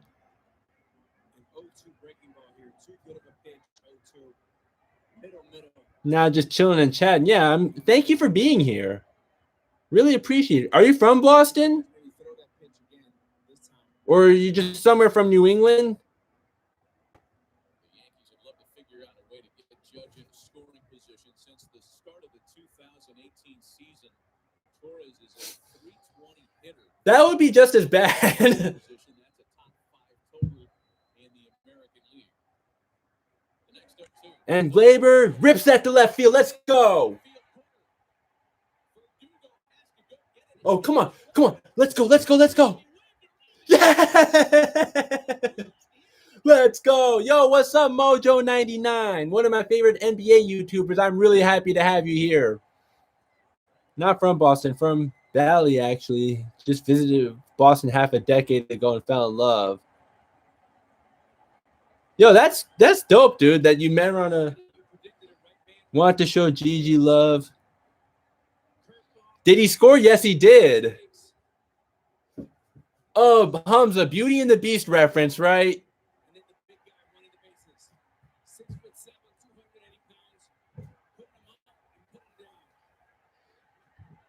Yeah, it's 4-4 right now. Gleyber came up big. It's Gleyber Day right now. Let's go. Well, actually, not quite Gleyber Day because he didn't hit a home run, but still, let's go.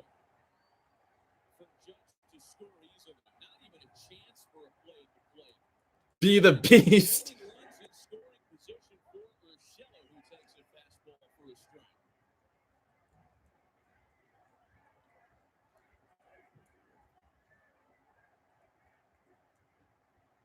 Don't be Gaston. Be the beast. Yeah, of course I'm not going to be Gaston.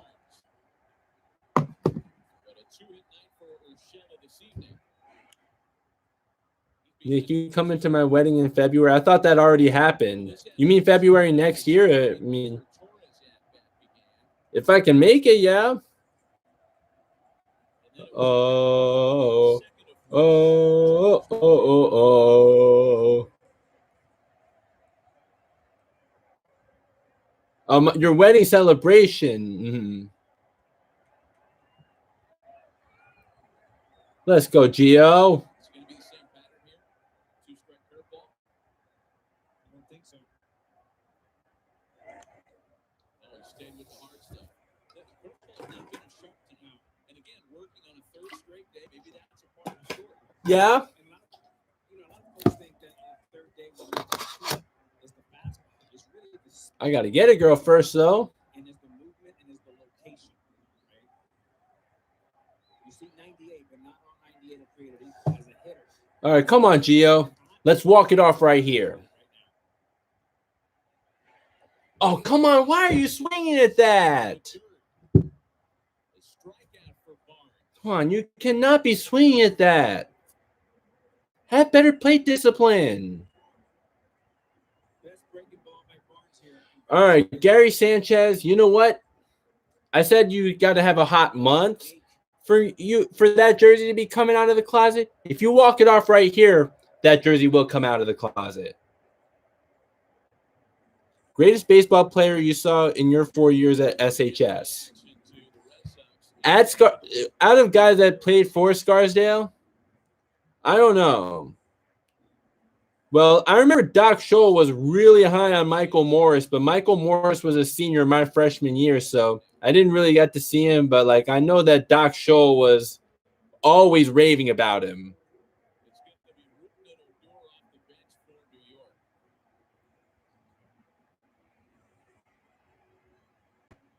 Dave Bush out with a little mid-game scouting report here.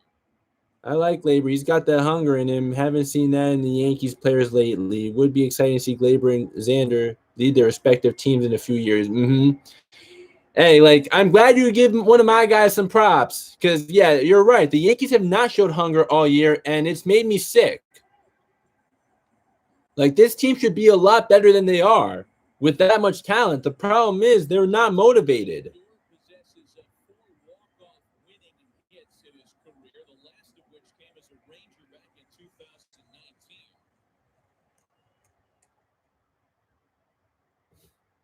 in 2019. Used sparingly in this series. All right, Hamza.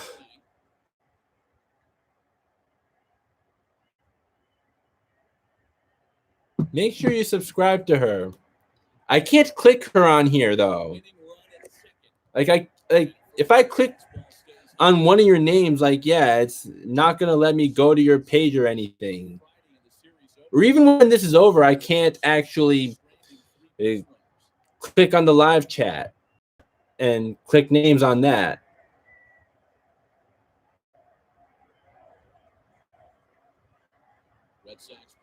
But hey, she can follow me on social media. My social media links are in the description. Or I'm pretty sure they are. Or if they're not already, I will make sure that they are on here by the end of this. And they are in the description of pretty much all my videos.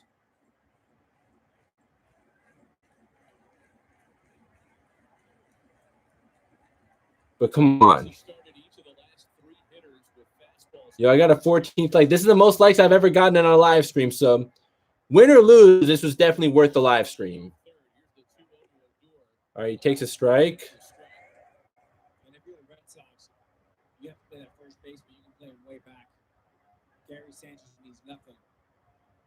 Yeah, come to think of it, I have not done anything on Boston sports yet.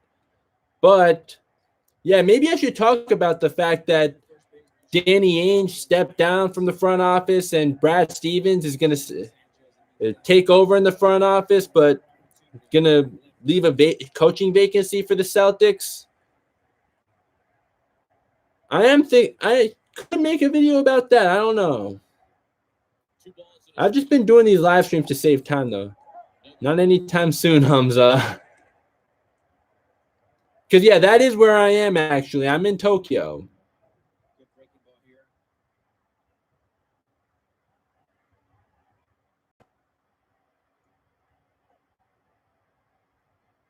If I'm the Yankees, I like putting Sanchez in motion. I should go to Bali then. I don't think the Red Sox. How about if we get this channel monetized in, I could actually make it happen. And that one foul tipped, and it catches the catcher. It got Vasquez in the helmet. It's a foul ball. Yeah. I think it got everybody. Did that get Vasquez in?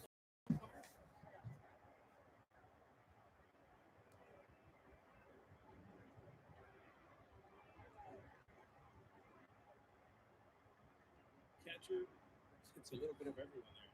Boy. Gave Martinez a right shoulder. But yeah, I've never been in Indonesia. Well, actually, I think my parents have been there when my mom was pregnant with me. I've never actually been there outside of my mom's womb. If they do tours walks home, because he can be way off. I'm not sure why he's standing at first base. Just go. Let's go, Ruben. All right, that's a ball. It's a full count now. Frazier on deck. Full count to Ruben Odor. How many kids you want? I don't know. Might depend.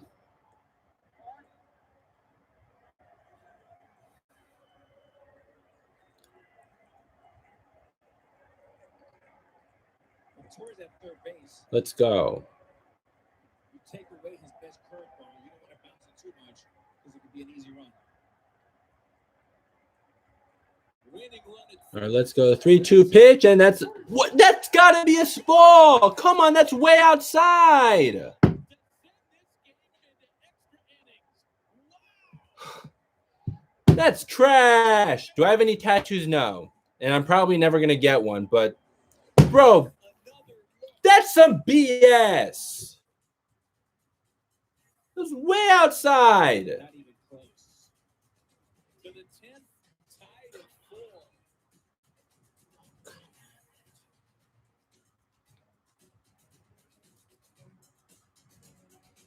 Who's the home plate ump? Stevie Wonder? Helen Keller? My God. All right, good night, bro.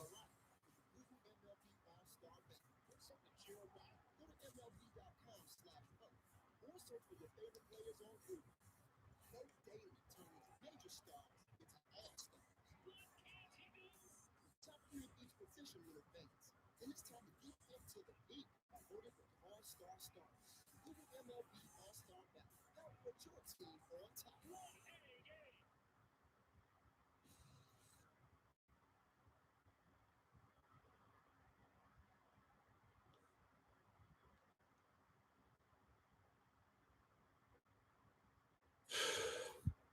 All right, hopefully we win this in extras, but bruh. What a awful call. What an awful call. Like, I'm not going to curse on here, but like, yeah, because like if I'm monetized, then maybe, but yeah, I'll keep it PG. That was just terrible. Just absolutely horrific. Like, I'm nearsighted, and I was able to see that was clearly way outside. Like, I don't have my glasses or contacts on right now. See you on the next live stream. Go Angels. I appreciate you being here. I might do an Angels game at some point.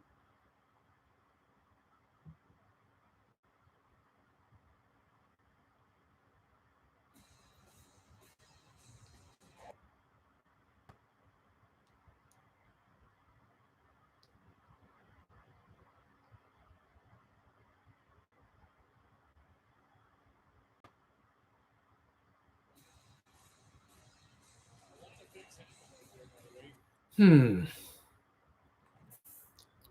it's the call that sent this game into extra innings. Matt Barnes' curveball that, according to home plate umpire Gabe Morales, picked up the outside corner.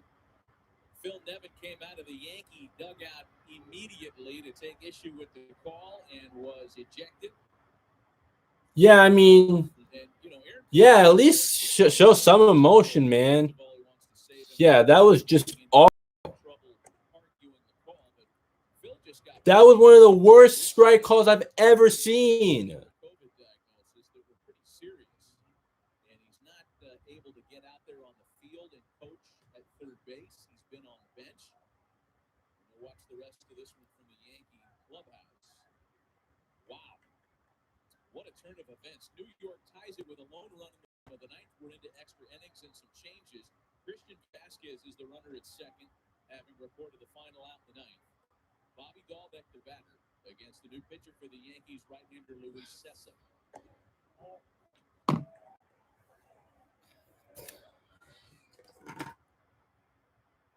Other changes as Rougned Odor stays in the ballgame at second base. That moves DJ LeMahieu to first.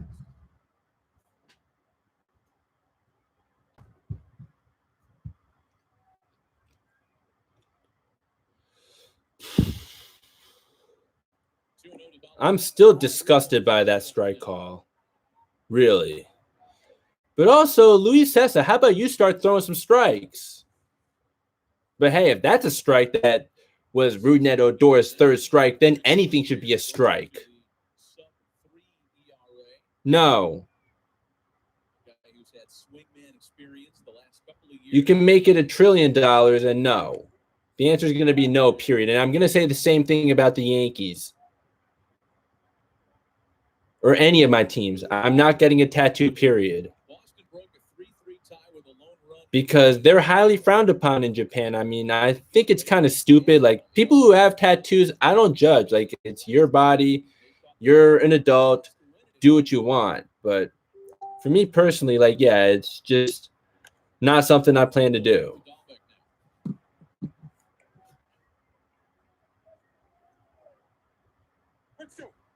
Didn't know that we'd get to the stage where J.D. Martinez's name might be mentioned again, but recall that he is still available, or at least as a non-starter listed on the card. Not sure if Alex wants to use it. Come on, strike him out. Full count, 3 balls and 2 strikes. Like, come on. Yeah, you know something's wrong when Gary Sanchez is arguing with the ump. Because he usually doesn't. Like, seriously, if Rougned Odor's called third strike was a strike, then how is that not a strike? Like, okay, that was low, but come on, call a fair game. Yeah, they're watching this in the video room and they're saying, wait a minute, 2 ways, both of our pitchers are close. No, I would not. Because I'm not a sellout. And the Yankees have a beef. I would be upset as well. Watching the video room and from the dugout. Yeah.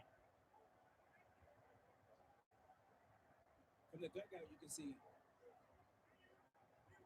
It looks like Bill Miller, the second base umpire and crew chief, has just run somebody else. Is it Marcus Thames that just got? I believe he just got thrown out of the game as well. I mean, I have my problems with Marcus Thames, but with him as a hitting coach. But hey, I'll be glad to see Marcus Thames get his money's worth, because this is unacceptable the way they're umpiring this game. Like, even if that was a ball, call a fair game. Like, okay, he did miss by a little bit, but still. That called third strike on Rougned Odor was egregious enough. Aaron Boone is going to deliver the news. Marcus hadn't left the bench yet. Come on, give it to him. Get your money's worth.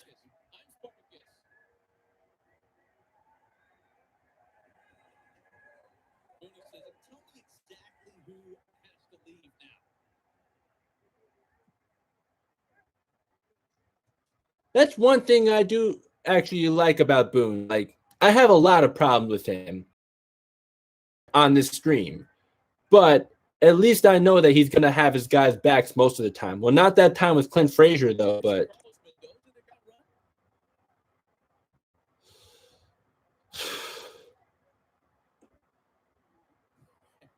I don't know. And Mendoza, guys, is the Yankees' second string third base coach. Yeah, they're running out of depth at third base coach. Okay, I guess Boone can't get thrown out now because they're short on coaches. You can understand the frustration. You can also understand some of the confusion. And yeah, this team is already doing really bad. So, like, at least show that you care. Christian Arroyo scores around the bunt and gets it down perfectly. Yeah. There's nothing wrong with bunting. Like, look what the Red Sox just did. I mean, bunting is a lot more rare nowadays, but like we were all taught growing up that like bunting can do you some good, and it just did for the Red Sox. If you can lay down a bunt properly. And this time, yeah, he did. Lefty hitter. But the conundrum is you have Bogarts on deck. So there lies your choices. What's your choice? I would walk him and pitch to Bogarts for the double play. Yes. Okay. Without a question. Just playing the odds. You're not necessarily All right. looking at the uniform. Is the infield's going to be in here? At every position. One pitch can get me out of the inning. I don't have to play my infield in. It's about 4 or 5 reasons why I would walk. And that's going to be ball one. That's around right where that pitch to Odor was. And you're going to call that a ball, but the one to Odor is strike? I mean, that was the right call, but be consistent. Well, 2 double plays turned behind Luis Sessa this year. A double play percentage of less than 12%. So there have been other opportunities. Now it's 2-0 as he's missing with changeups. And I would 100% put him on base now. Okay. 2-0. He just took 2 good pitches. He didn't even budge. Looks very hitterish. Right on right. Get a double play. 1 pitch. Get you out of the inning.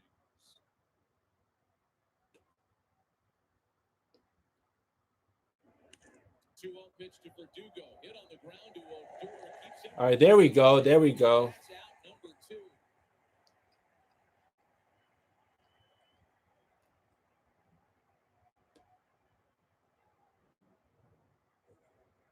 And I thought the game would be in action right here. I definitely like contact here.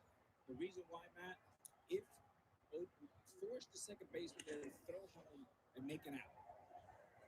Worst case scenario, you have first and third and 2 outs. You're looking for 1. Anytime there's second and third with infield in, with 1 out, I like that man in third to be in motion.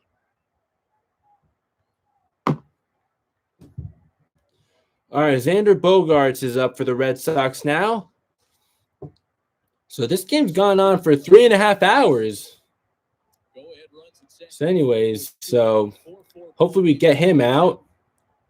And then Gary. That was close. Why did they build a new stadium anyways? Well, the old stadium was getting kind of old. But yeah, I think I like the new stadium. I mean, old stadium more. I'm sorry. Like, I think most people like the old stadium more. And if you're Gary, there's not much you can do, right? Nice block. Like that, the old stadium was first opened in 1923. It lasted until 2008. So yeah, it was 85 years old. I mean, Fenway Park and Wrigley Field are older, though.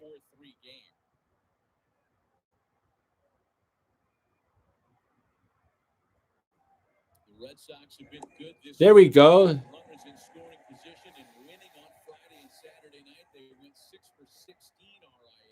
Yeah, this makes me nervous knowing that the Red Sox are really good with runners in scoring position. Favorite baseball movie, Moneyball. I know you're going to like hearing that because I know how much you like Brad Pitt. Moneyball is my favorite baseball movie.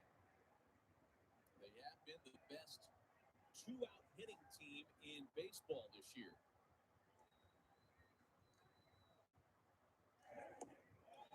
Go. It's more of a finance movie. Well, I mean, baseball was involved, though. I mean, yeah, it could qualify as a finance movie, but I would qualify that as a baseball movie as well.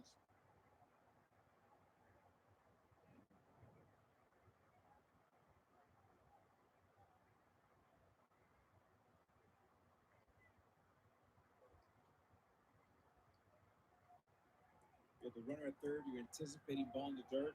Do you know how to throw I can throw a curveball, but not enough. I mean, knuckleball's really hard. Oh no, no, no, no, no, no. Red Sox take the lead. It's 2-run score.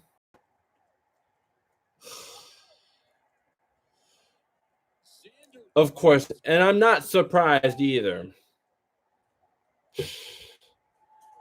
I'm definitely not shocked. But knuckleball, like, yeah, you have a knuckle, like you throw with your knuckles, and like, I mean, you pretty much just push the ball. Like, you don't actually throw it.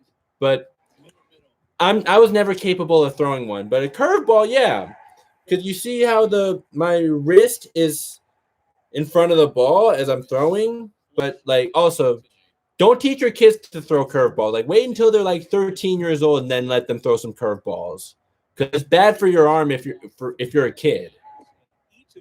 So yeah, that's how you throw a curveball.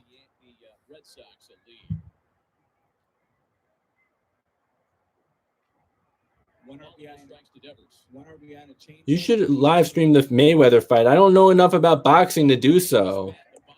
I mean, like, I learned a little bit during quarantine, but I've never actually you'd get views, except honestly, like, basketball, baseball, and football, that's what I know. Boxing, like, I know the basics, but that's about it. Like, I know who Floyd Mayweather is. Like, I've seen him in person before, but like up close, but I just don't know enough about. As long as you're reacting, I guess. But also, Yankees Red Sox is like the biggest rivalry in baseball. Like, it's the most historic rivalry, like one of the most historic rivalries in sports. So this is still something. Mayweather's pretty short. I think he's like 5'8", if I'm not mistaken. Like, I didn't meet him, but I got pretty close up to him one time in Syracuse. Domingo Germán pitched him into the 6th inning. Since then, we've seen Licky, Peralta, Chapman, and now Sessa. Here's that number we've talked about before. 0-17 winless when allowing 5 or more. They haven't won any slugfests this year. And it's a foul ball. Okay, it's 1-2.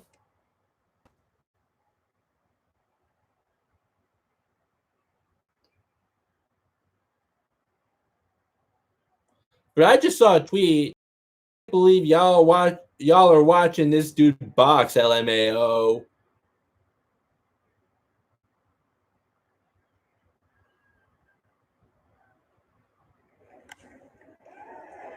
Yeah, and how is Boone sitting in the dugout?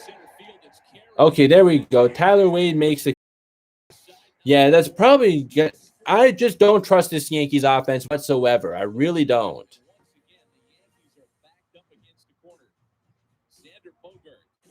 Yep. Phil Nevin. Yeah, that's right. Like,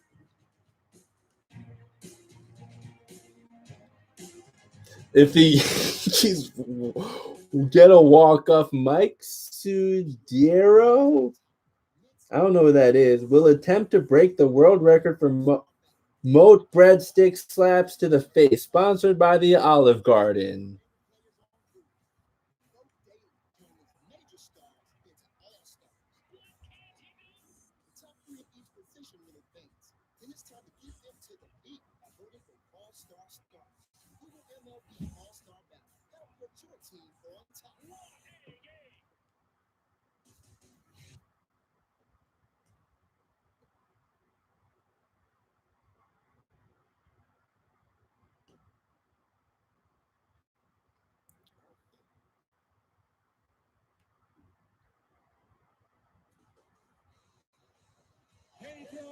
Martinez and the Boston crowd celebrates. You believe this? Pedro Martinez came out smoking. He's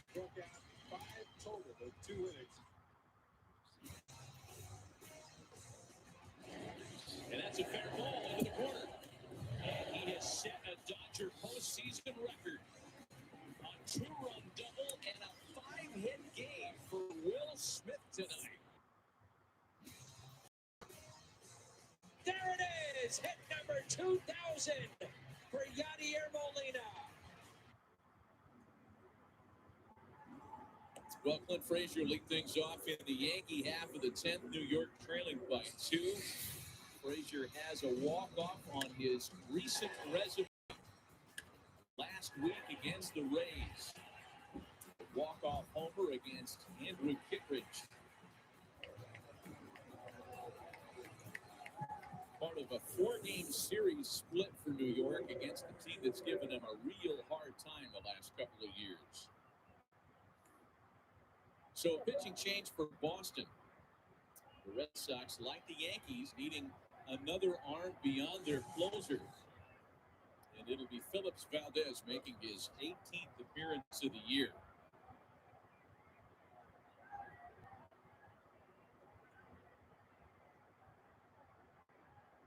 Been a while between outings for Valdez. 5 days, as a matter of fact. Last worked on Monday. All right, let's. So Clint Frazier. Oh, I guess Clint Frazier just got hit, huh?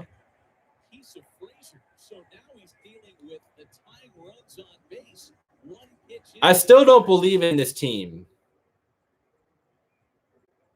It's pretty sad that I say that because for the last 4 years, I was so optimistic with this team, and like all that optimism is gone out the window.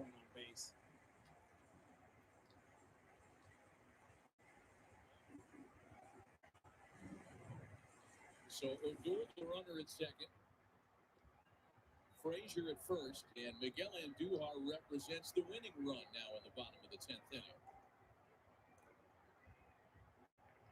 Yankee left fielder 1 for 4 tonight.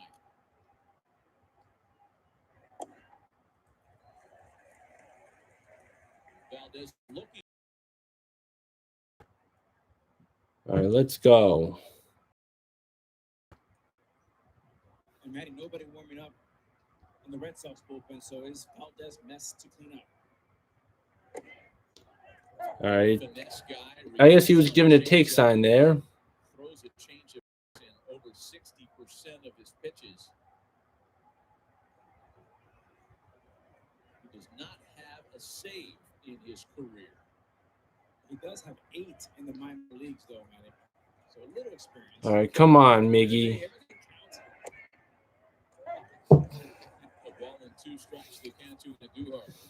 I can't find your Lakers win video.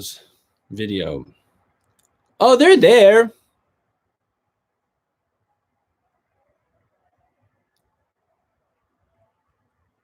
Because I live streamed the play-in tournament, so you get to see that as well. And I did live stream for one of their wins in that first round series against the Suns. I missed one of them, though, because I got called in to be a substitute teacher for a day. So, yeah, I had to make a sacrifice. It's fine, though. Got paid pretty good from that. And now with another line item on his resume.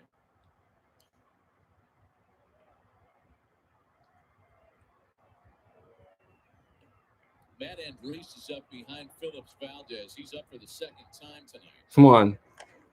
Okay, he fouls that one off. Staying alive. He was dominant on Friday.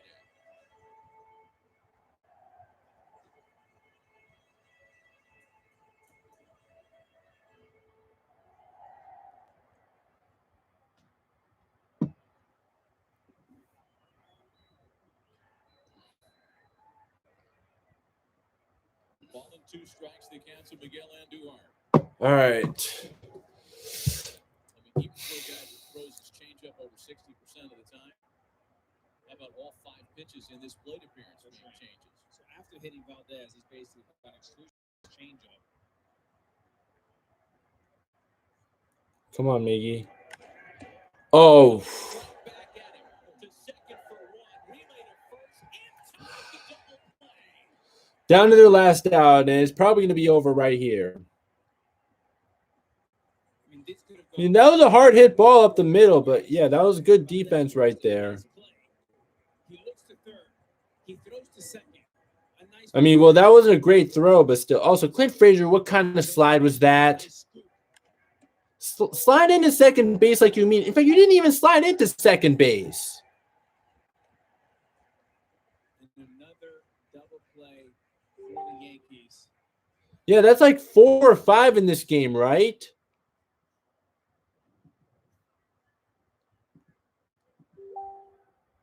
They have now assumed that Oh, that was inside. dubious honor of leading the league. Oh, Tyler Wade's at the plate. Okay, yeah, game over.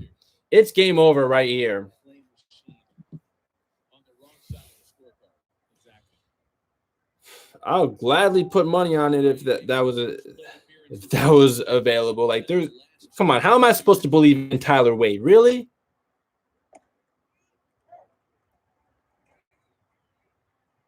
Wade making his first appearance in a while, has not played in each of the last 3 games. He actually made a start in center field last Sunday at Detroit, part of an 0-for-4 game. And now the Yankees are down to their final strike. Yeah, it's over. Phillips Valdez is struck away from his first major league Well, save. I'll gladly take all those likes from Bell, though. And Hamza, you want me to shoot my shot so bad, huh? Well, I'll say this. Bell is to my social media or in the description. So yeah, feel free to give me a follow. 9 straight changeups. But you know, at the same time, I'm also watching this game. And yep, knew it. There we go. Third out. Or no. Wow. 6-5 Red Sox. Wow.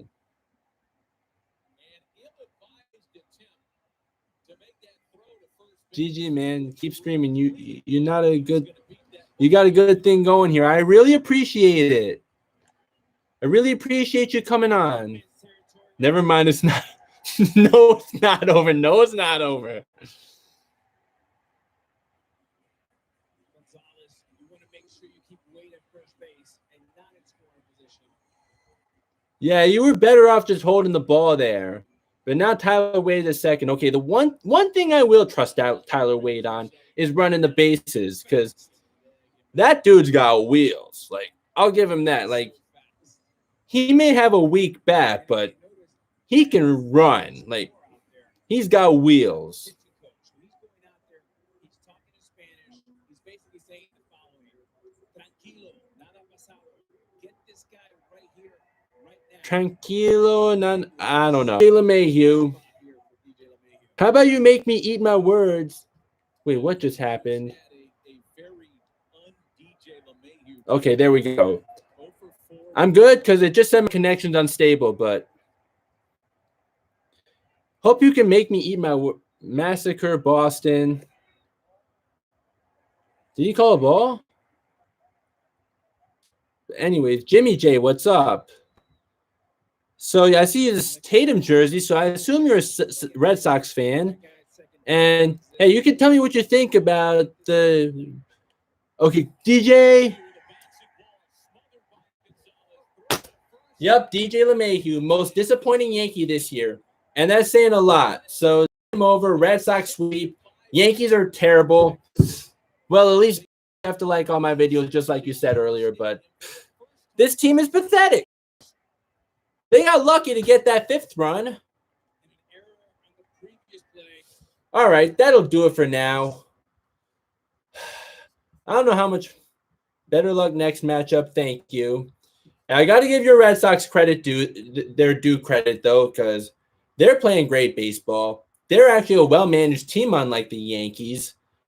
So it is what it is. I'll probably do this again, but I don't know how many more, because the Yankees just are they really worth my time? Because I feel like they're not. If they're just going to be this bad, and the red flags were there in April, and here we are now in 4th place in June. And yeah, there may be still plenty of baseball left to play this season, but this team sucks. Honestly, isn't it sad that I'd rather go back to the 2013 to 16 teams when they were not nearly as talented on paper, yet they actually competed, had a manager who held guys accountable, and didn't do this analytics BS. Like, I mean, sure, I'll look at analytics. I do bring them up in my videos. Like, the receipts are there, but living and dying by them is just not how you do it. Like, sometimes, actually, not sometimes, more often than not, fundamental baseball is how you win games. And that's what the Red Sox are doing. Well, okay, that last play, which Tyler Wade got to second base on, that was not fundamental baseball, but a lot of it, yes, it was fundamental baseball. Like, as much as I hate the Red Sox, I'm going to give credit when it's due. Now, no need to butter up my team. Our bats fall asleep often, and our bullpen disappoints most of the time. Oh, really? Okay. Both our teams need to be better. Well, at least your team is in second place and giving the Rays a run for their money for first place. Like, if the season ended now, I know that they would be a wild card team. So, I mean, let me look 1 second. Yeah, pitching needs to be better. I can agree with that. I mean, their team ERA is just a little bit above average. Their WHIP is below average. And I don't know what defensive run saved they are as a team, but yeah, I see their fielding percentage is 982, which is really low. Well, I don't like to use fielding percentage for players because that doesn't tell the whole story. And I know Xander Bogaerts, as great of a hitter as he is, he's never been a good defensive shortstop. And Rafael Devers, I remember when he was really, really bad, but I remember also seeing that he's improved. Let me see about now. But yeah, this team, this Yankees team is just awful. They're the ones who really need to be better, especially for how much they're getting paid, and also for how good they're supposed to look on paper. Like, it's pathetic. Like, at this point, no, it's not overreacting. Like, it's just pitiful. Yeah, okay. Devers is also. I like all your videos now, GG. Thank you. I appreciate it, Bell. So that way, that's where I get to still win. And yeah, I mean, Devers is not a good defensive shortstop. I mean, third baseman, but yeah, like, he's a really good hitter, though. I'll definitely give him that. But all right, that'll do it for now. Everyone who hopped on, thank you so much. It wasn't the result that I would have liked, but hey, 14 likes on this stream is the most I've gotten on a live stream yet, so that's where I still get the win. All right, I got to go now. Yankees need to do something. They need to make some tough decisions because what they have right now is clearly not working. They got to go in a different direction now. Like, enough is enough. All right, that's it. Got to go. Bye.